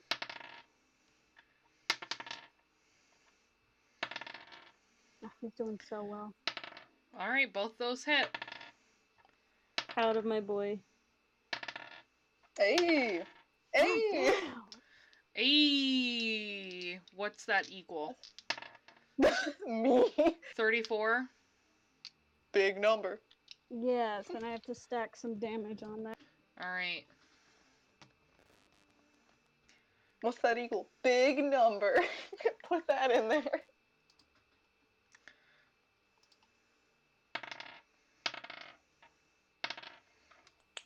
Wow, my art is garbage 40 tonight. points of damage. Dead. Dead, dead, dead, dead, dead, dead, dead. Alright. Oh, wait. More damage? I have to add more damage.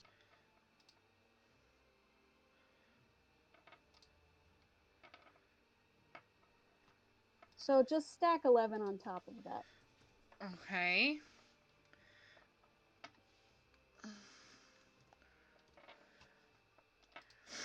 Alright, there we go. It is the vampire's turn. Oh, damn. And he is going to attack Runa. No! He said he wanted her. No! You're right. Leave her alone, you flamboyant bastard. First is 15. Does that hit her? Yeah, that hit. Yeah. Alright. Ooh, second one's only 10. That one does not hit. Yes! Thank goodness. Because this gets ugly if they both hit. Yeah. It sure does, I know. 19 points of damage. Okay. Alright. Alright. See, if that had hit me, that would have sucked a lot. Yeah. Runa, it's your turn. Okay, did he have to do that constitution save? Nope. No, oh dang. Oh dang! Damn yeah. it. She's gonna try acid splash again. Okay. Oh boy. Good luck. Yeah. Yeah, she's gonna splash some acid on that boy. Hopefully it works. DC 12. Yeah. Wisdom DC 12. Alright. He beat it. Damn. Of course. He beat it. He rolled a Flamboyantly 17. dodges once again. Does she have any bonus actions or anything? No, only if it's like, I think it's only if it's a physical. Okay. Yeah, no, that's the end of her turn then. Alright. Joni. Let me see. What the fuck does this spell do? Give me a moment. Okay.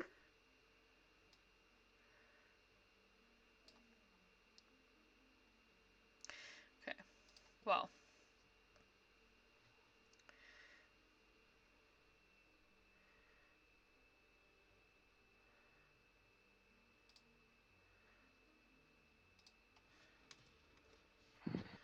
Alright. Wham. Wham. Both hit. She's gonna kill him. She's so killing him. Oh yeah, she killed him. She Hey, overkilled him. Yeah! She overkilled him by 6 HP.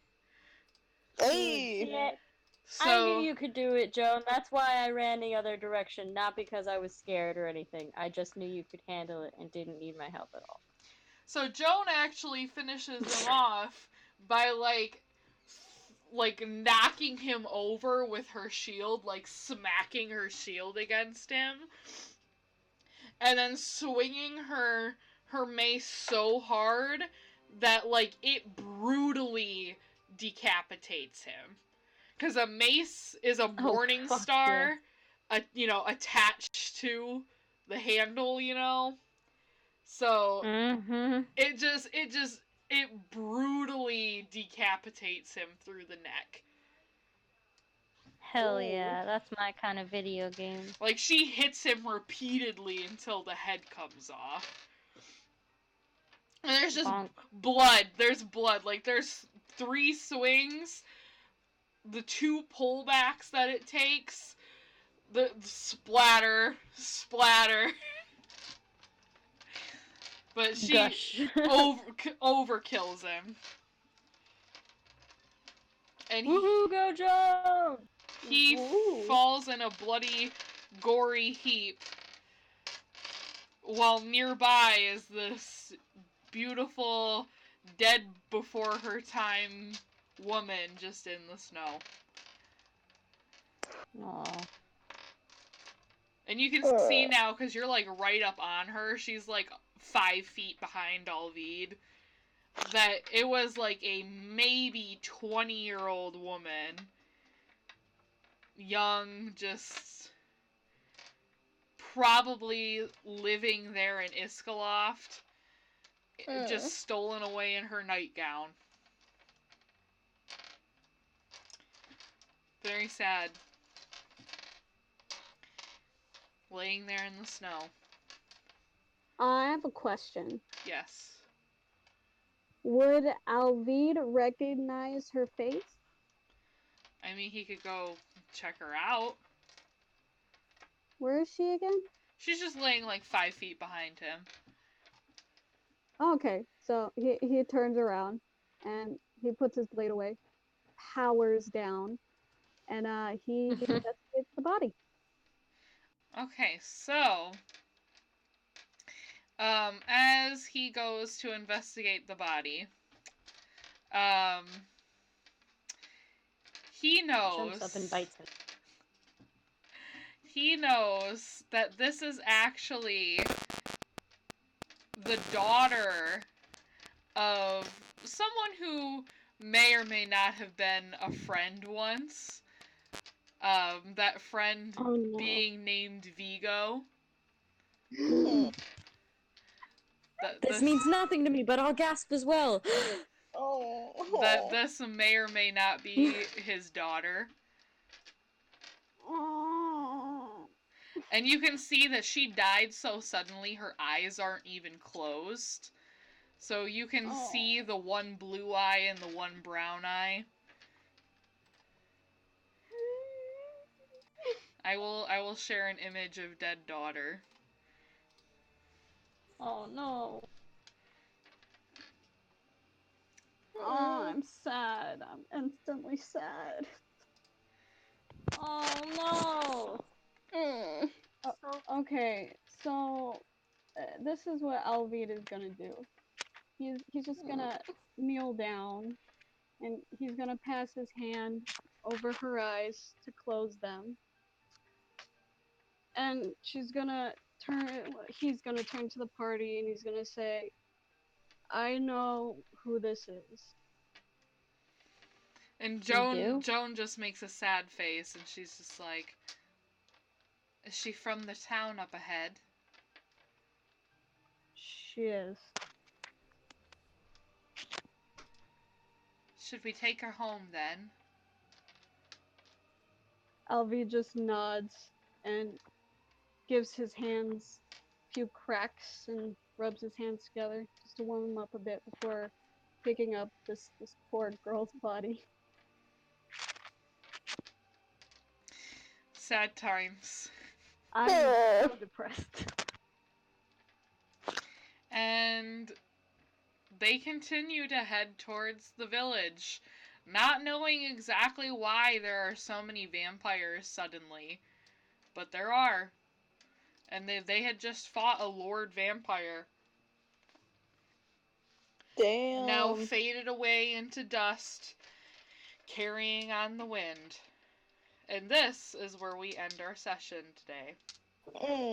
I'm weeping. Oh, Runa got to like half health. Oh boy. I didn't die. I lived.